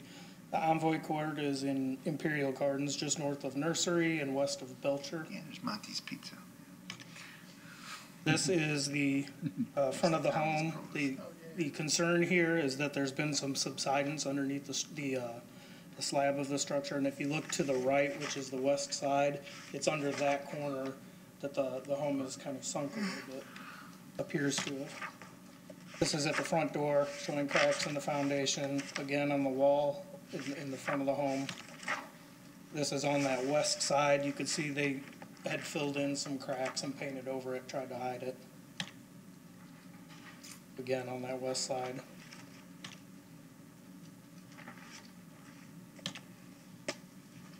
And again, a closer shot of that front corner. May I ask a couple questions? Oh, yeah. And Inspector, just for the record, is this the first time that there has been any adjudication as to this property owner's guilt for this violation? No, he did receive a notice to appear and was adjudicated guilty and paid that fine, which is why we've decided to try this route, see if we could obtain compliance. And we'll be clear, you and I went to county court several months ago over the same issue? Correct. And the judge found the violator guilty? Correct. And entered a judgment of guilt. And correct. So this is the second time around? Yes. Okay. And they're well aware. They've been in contact with my previous predecessor. And that's why they're not here today? Yeah. Yeah. So what is this, property owner group, or they own properties, or what? Bruno One. I don't know if they have other properties or not, to be honest. And is this house occupied? Yes, it is. Was it the very end of the building? It looked like it was just going down? Correct. Okay. Sinkhole. Yeah, there we go. That's probably the best picture, but it is really tough to tell with the picture. But it is Yeah, I thinking, can see tilting, it. however you want to. Yeah. So are we declaring this an unsafe building? Correct. And they can provide engineering from structural engineers saying that it's safe and habitable if they choose to go that route. But at this point, we cannot tell, so And we need that. And Inspector, during our trial in front of the judge, didn't we have that same issue with the pictures? If you remember, you called your testimony. Yes. And I think I asked you, did you stand in front of the building and did it look like it sunk? Do you remember that testimony? Yes. And do you remember whether or not the judge found your testimony in that trial to be credible? Yes, he did. And he did? He did. And he did. And nothing's been done since that No, sir. trial? Okay. We need a first motion. Excuse me, I have a question on that, sirs, ma'am. On this building. Wait, I'm sorry. No, no. Wait, sir? Sir, you're out of order. You're out of order, sir. Sir, you have to step up here. We just need you to come up. I mean, I'm just asking, how old? You still have to come up here. Jack the slab up a bit, kind of jacking it. Sir. If you want to speak and be heard, please come up, give your name and your address, and we can address your question. Well, we still can't answer your question unless you come up here. We did a first. Can you give us your recommendation? We did it first. Okay. Yeah, we did it first. For compliance to be met for the unsafe structure, repair or replace any areas where deterioration or damage exists to meet current Florida building codes. Complete demolition of the structure is also an option for compliance. All work must be properly permitted. Alternatively, have a structural engineer evaluate the property and provide a report showing the property is safe for habitation. If compliance is not met, actually, the city's requesting compliance on or before July 26, 2019. And If compliance is not met, we're requesting a fine of $150 per day that the violation continues to exist. Additionally, we are asking the board to authorize the violations by any means necessary, authorize the city of Clearwater to enter onto the property to correct the violations by any means necessary, and any reasonable cost to be applied as liens against the property. After 3 months from the recordation date of such lien, if the fines and fees remain unpaid, the city attorney's office is authorized to foreclose, collect, or settle such lien using any legal or equitable remedies available under the law. Thank you. Violation exists motion. Our verbiage doesn't coincide with his. Unsafe. And the entry, we don't have that in our verbiage here. You can add the language to your motion. Under unsafe. It wouldn't come under unsafe building? That's where it Mr. is. Salsa? That's what I'm reading it. Yeah. We had that. Yeah, but it doesn't say entry. We don't have. No, it doesn't say. Our verbiage here, I don't think. You can add it.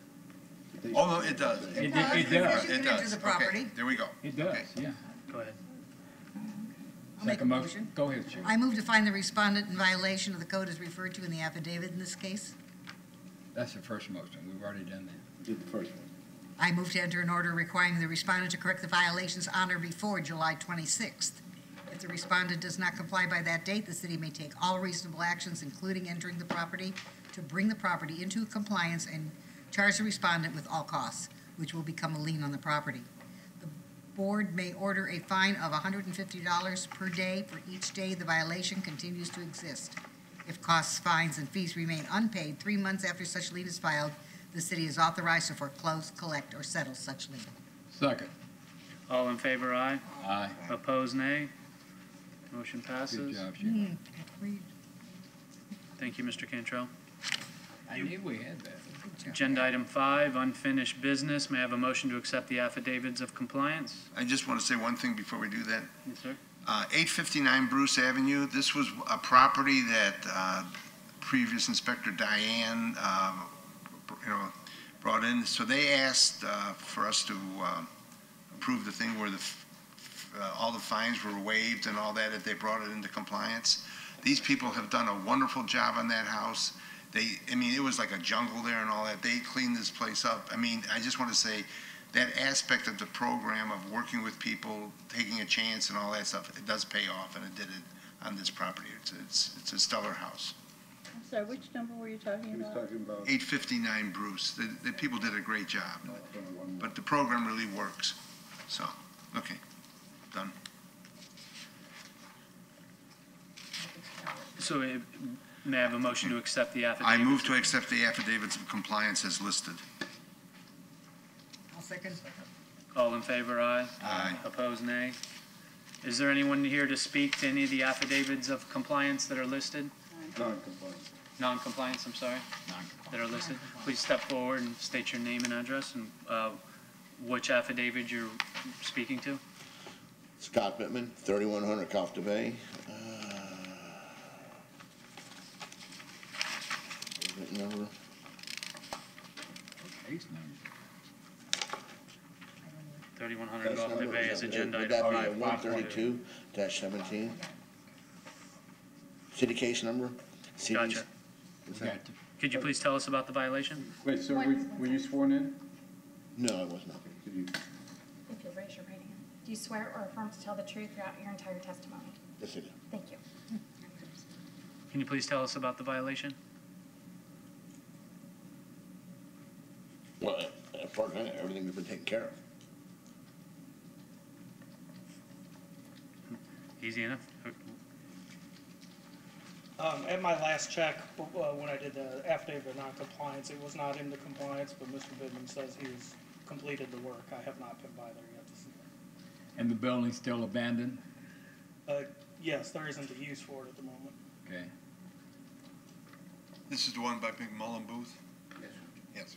Sir, did you bring any pictures with you to show you've been doing any work? No, I did not. Actually, I've been trying to get a hold of Mr. Cantel for the last week and numerous times and before. But it's clean, it's good. And matter of fact, some of the stuff that was out of compliance, the city dumped the concrete right there on the parking lot, right there in the parking lot. It was work they did on the road. It's clean, it's painted, Could I get you to stand closer to the microphone? Thank you. clean, it's painted. We had a problem with a couple of different storms we come through, took some of the metal off. It's been repaired, been put back up. It's looking beautiful, and I'm sorry, sir, what date did you come into compliance? What day? well, I'm not really exactly sure what the problem was, but it's been in compliance for quite a while. But then we had problem with people dumping stuff, and I cleaned it up. We had people with metal come down, and I put it back up. You know, and then they said something about the weeds or the grass. The grass was cut down, it was in the fence line.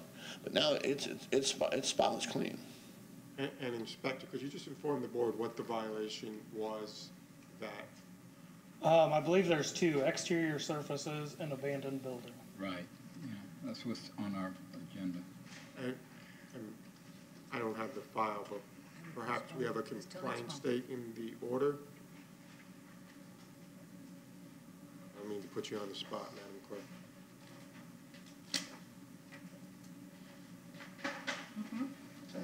Yep. And what exactly did you do to solve an abandoned building issue? What has been solved to?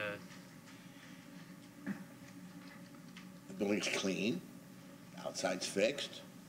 I mean, all I want to do is, you know, and I finally, on this paperwork that I've had here, the problem has been, I've had a property for sale.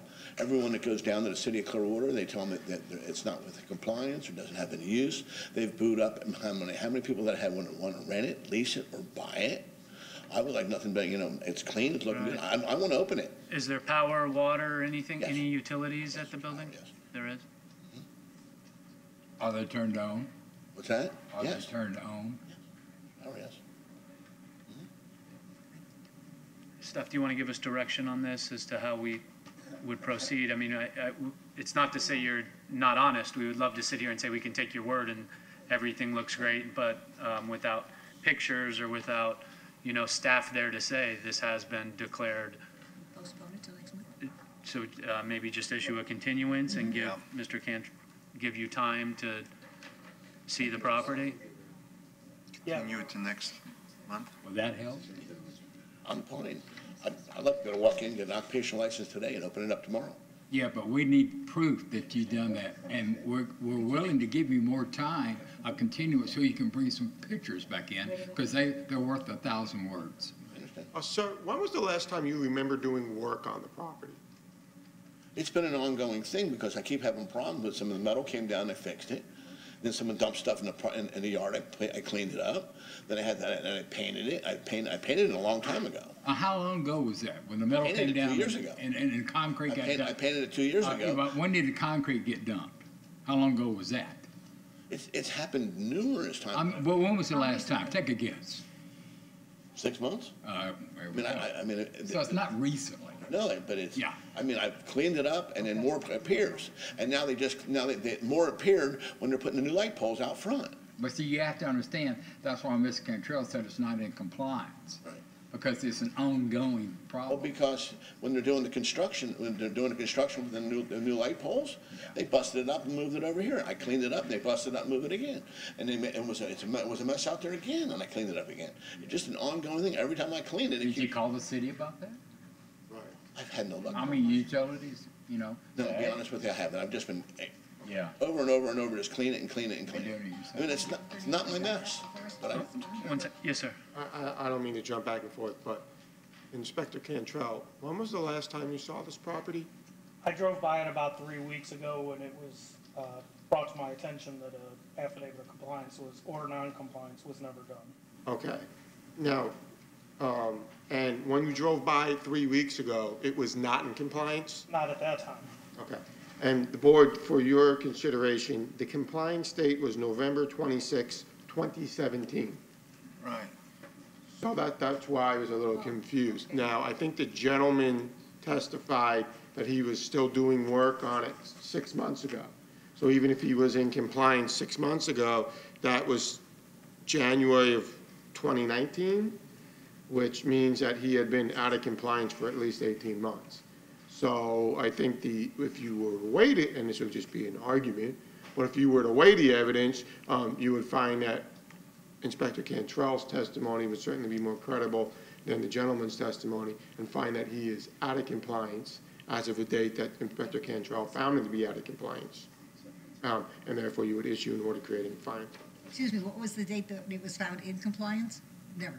We have not. We found haven't, any. we haven't We don't declared know it in that. compliance. We've never seen It's that. never been in compliance. Then we don't know. So, here's the thing. Since 2017, at the end, as I remember your appearance there, you live in Lakeland or something, you said you have a motorcycle business? We're in a conversation. Why, I don't know, but I do. The city hasn't followed up on this? Is that what we're saying? I could answer to that. Mr. Delk has been talking to, or was talking to the person that is holding the mortgage for Mr. Bittman. According to that gentleman, he was trying to foreclose on the property and obtain it back. Mr. Delk asked me to hold off for a certain date.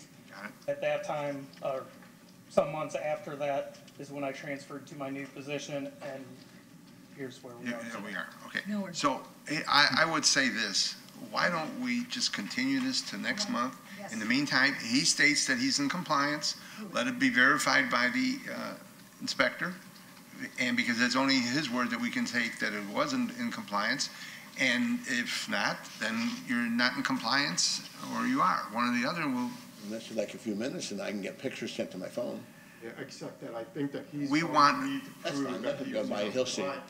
compliant. We need our, I think the city inspector needs to inspect it, and then we go what he says, nobody else. You can take all the pictures you want, it doesn't mean anything, so. I mean, I can have pictures sent to my phone and show it to you, but Make it a motion. he'll go by and see. It still has to go to him, sir. Hold on one second. The inspector will provide you documentation as to whether or not it is compliant, in compliance or not in compliance, and if it is not in compliance, the dates that he looked at it, that it was not in compliance. That's the key here. It's not just today, it's what the date is that we're looking at. So he's going to provide that documentation to you in 30 days. Right, and that's all I'm saying, here, because all this other stuff doesn't, what happened. Yeah, we'll just have it for you, so you can make your decision. The board just needs additional evidence. Right, so let's continue so we get that evidence, one way or the other. It's either it is or it ain't. That's fine.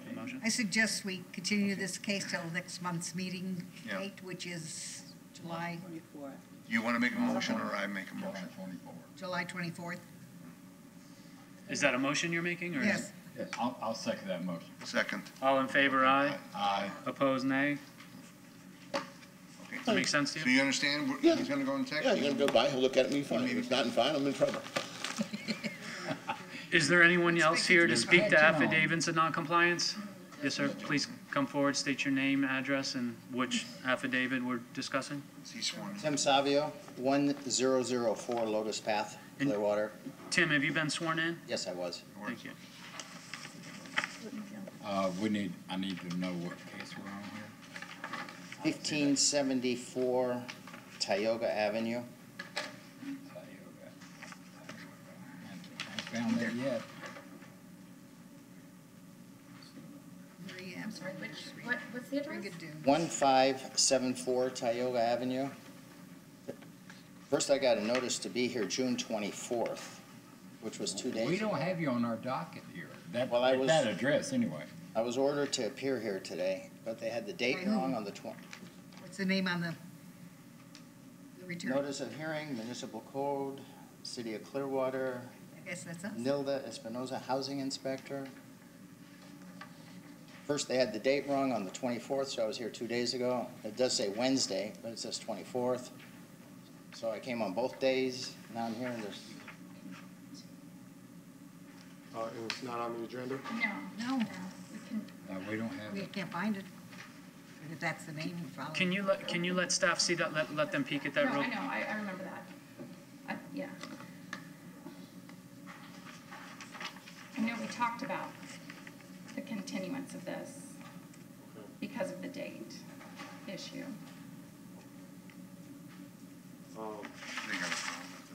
Well, we're not on the agenda, so I don't know how we could talk about it. No. Espinoza's gone. it's a rental property and they put up a shed and a carport and they've both been removed. Can we postpone this till next month's agenda? I live out of the country. I flew in for this. But sir, we have to have the inspector who did it here, and it's not on the docket, so we have no inspector for it. No, if, But I got an official notice that. Yeah, I know. Right, you may have gotten a notice. On my part. Right, you may have got a notice of hearing, but if the structure was removed from the property, then compliance is met. But somebody had to tell him that. He was ordered to be here. I'll have to check on that. And the date was wrong too. I mean, Yeah. help me out. You know, I did come in from out of town. Give us a minute, we're trying to look up the most recent correspondence. We're as confused as you are. Yeah, I just want to make sure that Yeah. I didn't miss something, get fined. Of course. No, that's not He like asked me to do No, no. something, I took care of it. No, there'd be no fine unless the board hears it.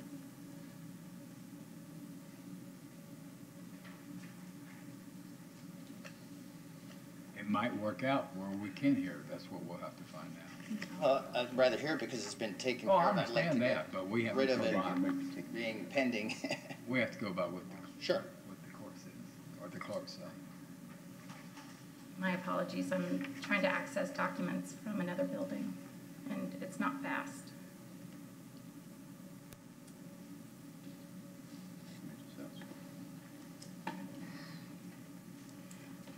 Is there a way to call this inspector or ask her if she might know about, I mean, I'm sure she works with all these people, somebody can probably ask her right away, and we could just let this go. Yeah, once we're done here. I didn't think of that. Yeah, oh, yeah. But it was cool enough.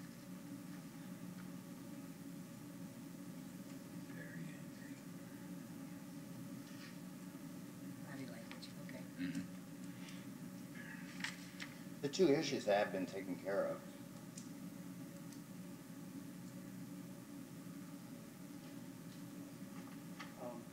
Yeah, They were if you'd like removed. to move on, I can. Yeah. Hallway. Yeah, if you don't mind, and thank you, and he'll take care of you. Thank you, sir. Sorry for any inconvenience. Is there anyone here to speak to any other affidavits of noncompliance on this list? Sir? Affidavit of noncompliance on this? No, I'm here for a violation. Okay, perfect. Other board action, agenda item 6.1. We need to have a motion for. Okay. Yeah, motion. I move to accept the affidavit of noncompliance and issue an order that states that fines and fees remain unpaid 3 months after such lien is filed. The city is authorized to foreclose, collect, or settle such lien. For all of those items. Yeah. For all those. For all those items. Second, all in favor, aye. Aye. Opposed, nay. Motion passes. Agenda item 6.1, cases 7418 and 7518, continued from May 22nd as a lien reduction request, modified to approve the stipulation and agreement for petitioner or petitioners George P. Bjalsik, Living Trust at 212 and 216 North Saturn Avenue. Are they here? Thank you, sir. Please come forward. Have you been sworn in? I am. Thank you for sitting through all that patiently, still smiling. No problem. Yeah, please state your name and address for the record, please. George Berklich, BRKLJACIC. Home address 352 Cocoa Plum Court, Oldsmar, Florida 34677. George, can you tell us about the violation? Sure, I'll be happy to present it. Thank you. I reached a stipulation agreement with, I'm sorry, Mr. Bojaka? Berklich. I'm Boeing. You just call it George. That's all right. Not the first time. Right, yeah. Happens every now and then to me. So my understanding is, these are two liens on two properties that are actually duplexes. Correct. And the violation was caused by a tree or something that was in the middle of them. Now, the two liens were in the same amount, which was about $25,000, and the property owner has corrected the violation on that property. He's agreed to pay $5,500, and he had two other properties in the city that had some violations that don't have cases yet, but he has agreed to correct those violations with the stipulation agreement without the city having to file a notice of violation and bringing the case before this board. So by August 1st. So those are the basic terms, and I don't know if you have anything you'd like to add to that. So. It should all be corrected by Friday, those other two properties, so, weather permitting. That's Right. more than fair to the Florida. city. And Okay, so the board, we just need to approve the stipulation and agreement. I so move. So moved, all in favor? Did we second? Oh, sorry, I thought he did. Second? I second it. All in favor? Aye. Opposed? Nay, motion passes. Agenda item 7, nuisance abatement lien filings. Thank you, sir. 7.2, case 128-19, accept the nuisance abatement lien for respondent Platzer Maria T. Living Trust at 620 Edenville Ave for inoperable vehicle, and issue an order with the compliance deadline and authorize the city to mitigate the violation if compliance is not met.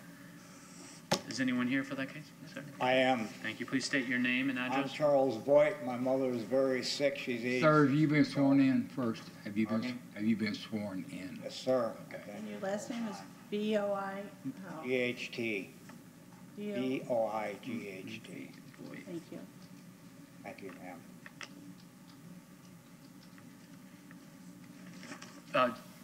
Charles, do you understand what the non-compliance is? I understand what the violations were, is nobody's been on our street for 10 years. And I talked to Mr. Casman about this, and he came over one day after I've been in business in the city of Clearwater. I have licenses after licenses for 6 years. I came from the oil field and came home when my mother was sick.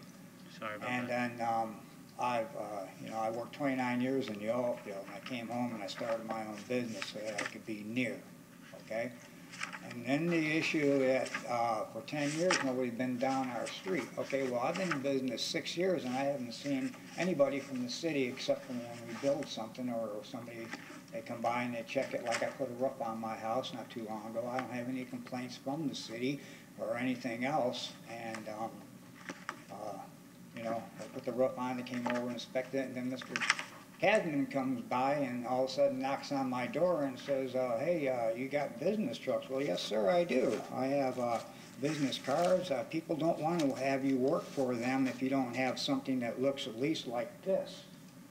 Sir, I want to present this to you. We have a You can put it on the machine there, Right sir. there, then everybody gets to see it. Just- Sir, no, Just you put have it to on that, listen. set it on that screen, and everyone will see it. So Thank you. nobody wants to really do business with you if you don't have anything on your truck. So after all the whole time of I started with a car and a saw and a lawnmower, correct? And so then I worked 12, 14 hours a day.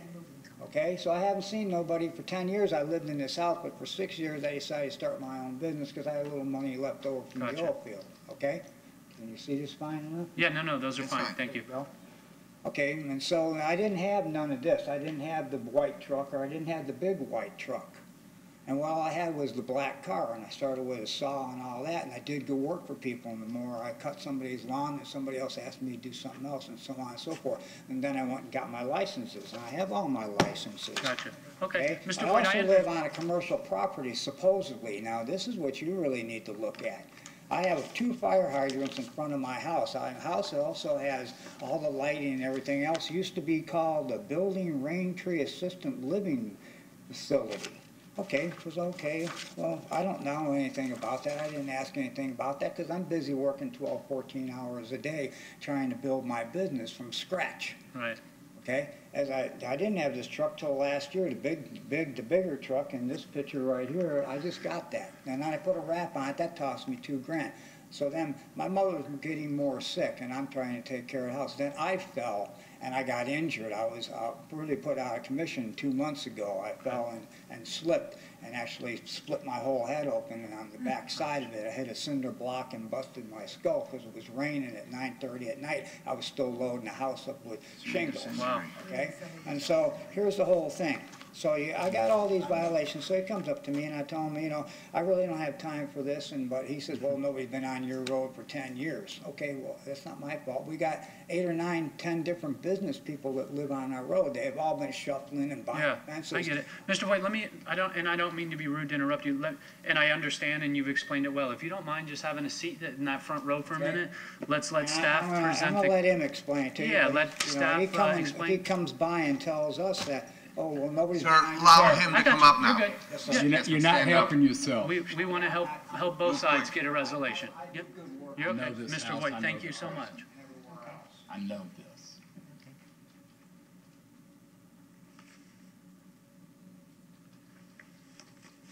All right.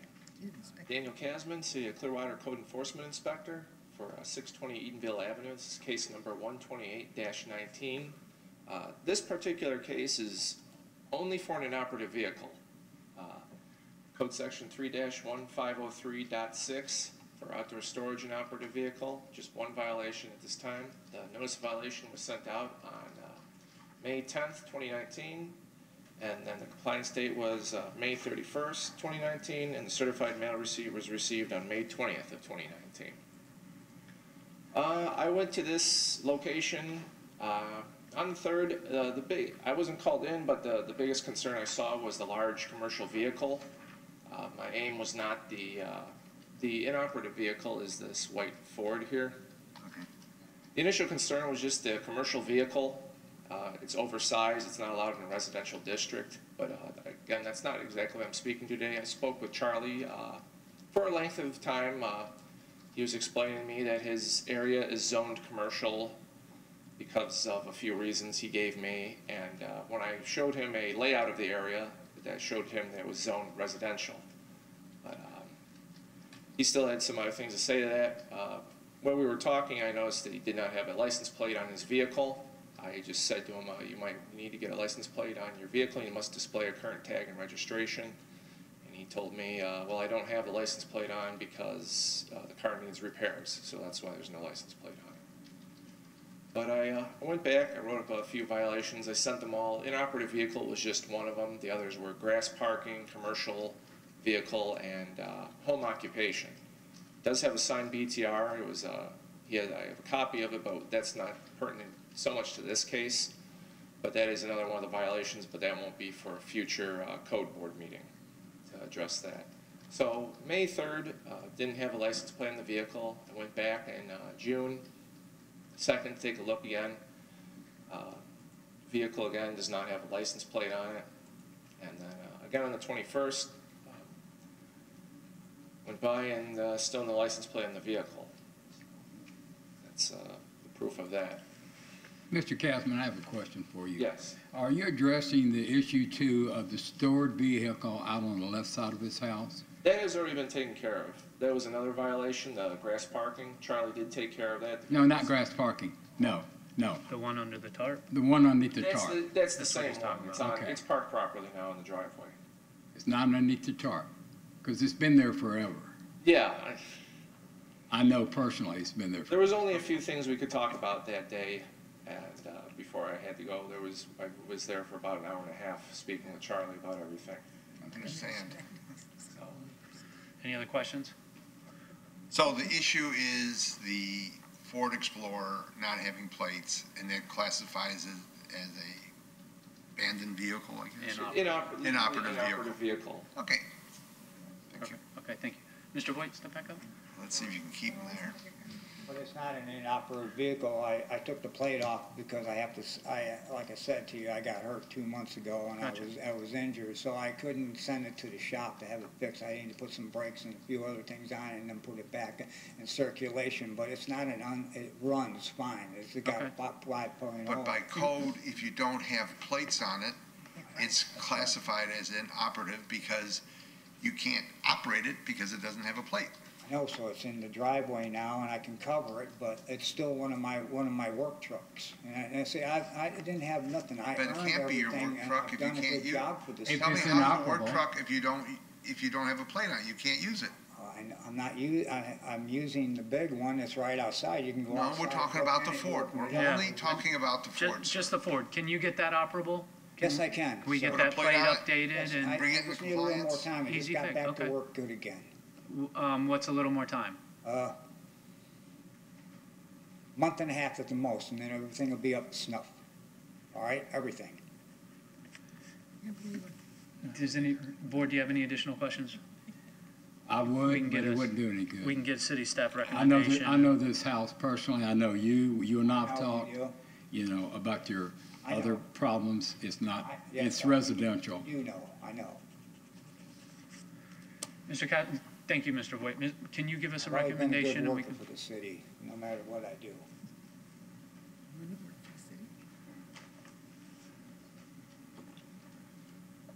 My recommendation was requesting compliance on or before 5 days from the date the board renders its order, and we're asking the board to authorize the following: for the Code Compliance Division to take all reasonable actions, including entry on the property, to abate and maintain the nuisance and charge the violator with reasonable costs, which will become a lien on the property. After 3 months from the recordation date of such lien, if the fines and fees remain unpaid, the city's attorney's office is authorized to foreclose, collect, or settle such lien using any legal or equitable remedies available under the law. Okay, so I have one question, Yeah. okay? This all came about in May. Mm-hmm. So here we are in June, so 60 days. I've never seen the city move on anything so quickly. In 60 days, what is the driving force here? I mean, I've never seen something brought up so quickly to get to, I can answer that, Mr. Prost. The Okay. house next door to him belongs to a friend of mine. Yes, sir. Who's moved back to England, is up for sale. okay. Well, this is a nuisance abatement. They move quicker than other cases. Okay, so. Nuisance abatement cases are gonna be before you, because the whole idea is, there's a nuisance and they're asking permission to abate it. It's something that is already existing and it's readily visible, so those cases are usually quicker. You know, this is where I always go wrong. That reminds me of that freezer sitting in the front yard in the case that we saw before. That's a nuisance too. Why don't you all declare that a nuisance and so you can move on it too? And they may in fact do that, but that is. That's okay. That is what we're talking about. I appreciate the explanation, Rita. Now this all makes sense. Works for me. any additional questions? Yeah. Go ahead, I'm sorry. Compliance can be met by obtaining and displaying a current tag, or just by removing the vehicle from the premises. Okay. Easy enough. Thank you. We don't have anything for nuisance abatement, do we? Okay. No, he's not. Is there any additional questions, or does anyone want to make a motion? And I'll we'll make a motion. Move forward with this? I move to enter an order finding the respondent in violation of the code and requiring respondent to correct the violations within 5 days of the board's written order. If the respondent does not comply by that date, the city may take all reasonable actions to abate and maintain the nuisance, including entering the property and charge the respondent with those costs, which will become a lien on the property. If costs, fines, and fees remain unpaid 3 months after such lien is filed, the city is authorized to foreclose, collect, or settle such lien. Have a second. Oh, thank you. All in favor? Aye. Aye. Opposed, nay? Nay. Nay. Motion passes 3-2. Do you understand the order? Do you have 5 days to either get a legal tag on the truck or get the... He always used to have one on, and I just took it off, That- so I was gonna send it to the shop. Yep, no problem. Easy fix then, When isn't it? I felt I didn't have the opportunity, because I was in the trauma center. We can't hear you. down in St. Pete, I just didn't have. Okay, no problem. So, I'm glad you're feeling better and glad you're okay. So if we could get... Yes, I'm out there working every day. I get it. If you can get that tag on and make sure it's updated and legal, that's an easy fix for you, and you move on. If not, you have 5 days to get the vehicle off the property, and it's Explorer, right? correct. Just the Explorer. We're talking to you about the Explorer today. That's it. I mean, everything else is. Nothing else. For now. Nothing else we're discussing We today. have nothing else to do Future. with you today, yes, sir. Nothing else. Not mean in the future. I'm late going to the job, and I'm supposed to have done that right now. You're okay. I put the insurance back on and get the tag. Today's solely about the Ford Explorer, and you take care of that. Whatever else is in front of you for that, I can't speak to. I can just speak to the Ford Explorer today. But I couldn't do nothing when I had my stroke. I get it. I know. Hit the And gavel. I'm sorry. I'm glad you're feeling better, and I wish you nothing but the best, okay? Thank you. Agenda item 7.3, case 12919, accept the nuisance abatement lien, respondents Pretium SFR Holding LLC at 204 Elizabeth Avenue for an operable vehicle, and issue an order with the compliance deadline and authorize the city to mitigate the violation if the compliance is not met. Is anyone here to that? Ladies and gentlemen, you have a nice Thank day. You too. It was the same way when I done it. The Clearwater Code Compliance Officer, Daniel Kasman, for 204 Elizabeth Avenue, for case number 129-19. This is also an inoperative vehicle case. There's one violation, 3-1503B.6 for outdoor storage of an inoperative vehicle. Notice of violation was sent out on March 28th, 2019 with a compliance date of April 11th, 2019, and the certified mail receipt was received on April 4th, 2019, and also May 20th of 2019. This is the same property with the safe, and had a vehicle and also a Wave Runner trailer that were out of date with expired tags. Tag was expired in April of 2018. Posted the vehicle. This is 2 green cards, one sent to the owner of the property and one sent to the tenant who actually owns the vehicle, Garrett Lober Springer. Both signed, both accounted for. Haven't had communication from either one, anything. Went back in April 12th, still tag is expired. April 19th, May 29th, tag is still expired. I'm sorry, it's a little bit dark, but it still says 418. June 6th, still expired. There's a red truck now, and this is on the 21st. Tag is still expired. And no communication at all? No, but everything's been signed for, so. And signed for. Yeah. Abandoned, no tag, up to date, but signed. The truck does have an update. It does have a current tag. Oh, it does? Okay. Yeah, the truck does, not the Audi. Okay. Safe still there? Yeah, the safe is still there. Safe and fridge are still there. Safe is safe? The safe is extremely safe. Seems like an easy one. If somebody wants to make a motion, we can close this one out and move on. What's your recommendation? What's your recommendation? The recommendation is requesting compliance on or before 5 days from the date the board renders its order. Or we're asking the board to authorize the following: for the Code Compliance Division to take all reasonable actions, including entry into the property, to abate and maintain the nuisance and charge the violator with the reasonable cost which will become a lien on the property. After 3 months from the recordation date of such lien, if the fines and fees remain unpaid, the city's attorney's office is authorized to foreclose, collect, or settle such lien using any legal or equitable remedies available under the law. And compliance can be met by obtaining, displaying a current tag and registration, or by removing the vehicle from the premises. I'll make a motion. I move to enter an order finding the respondent in violation of code and requiring the respondent to correct violations within 5 days of the board's written order.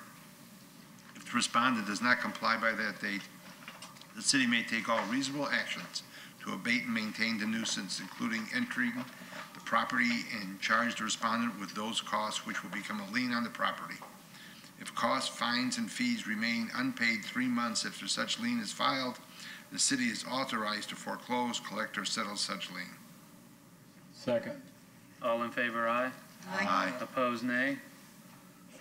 Motion passes. Moving on. Before we adjourn, I just want to thank city staff for the job that you do.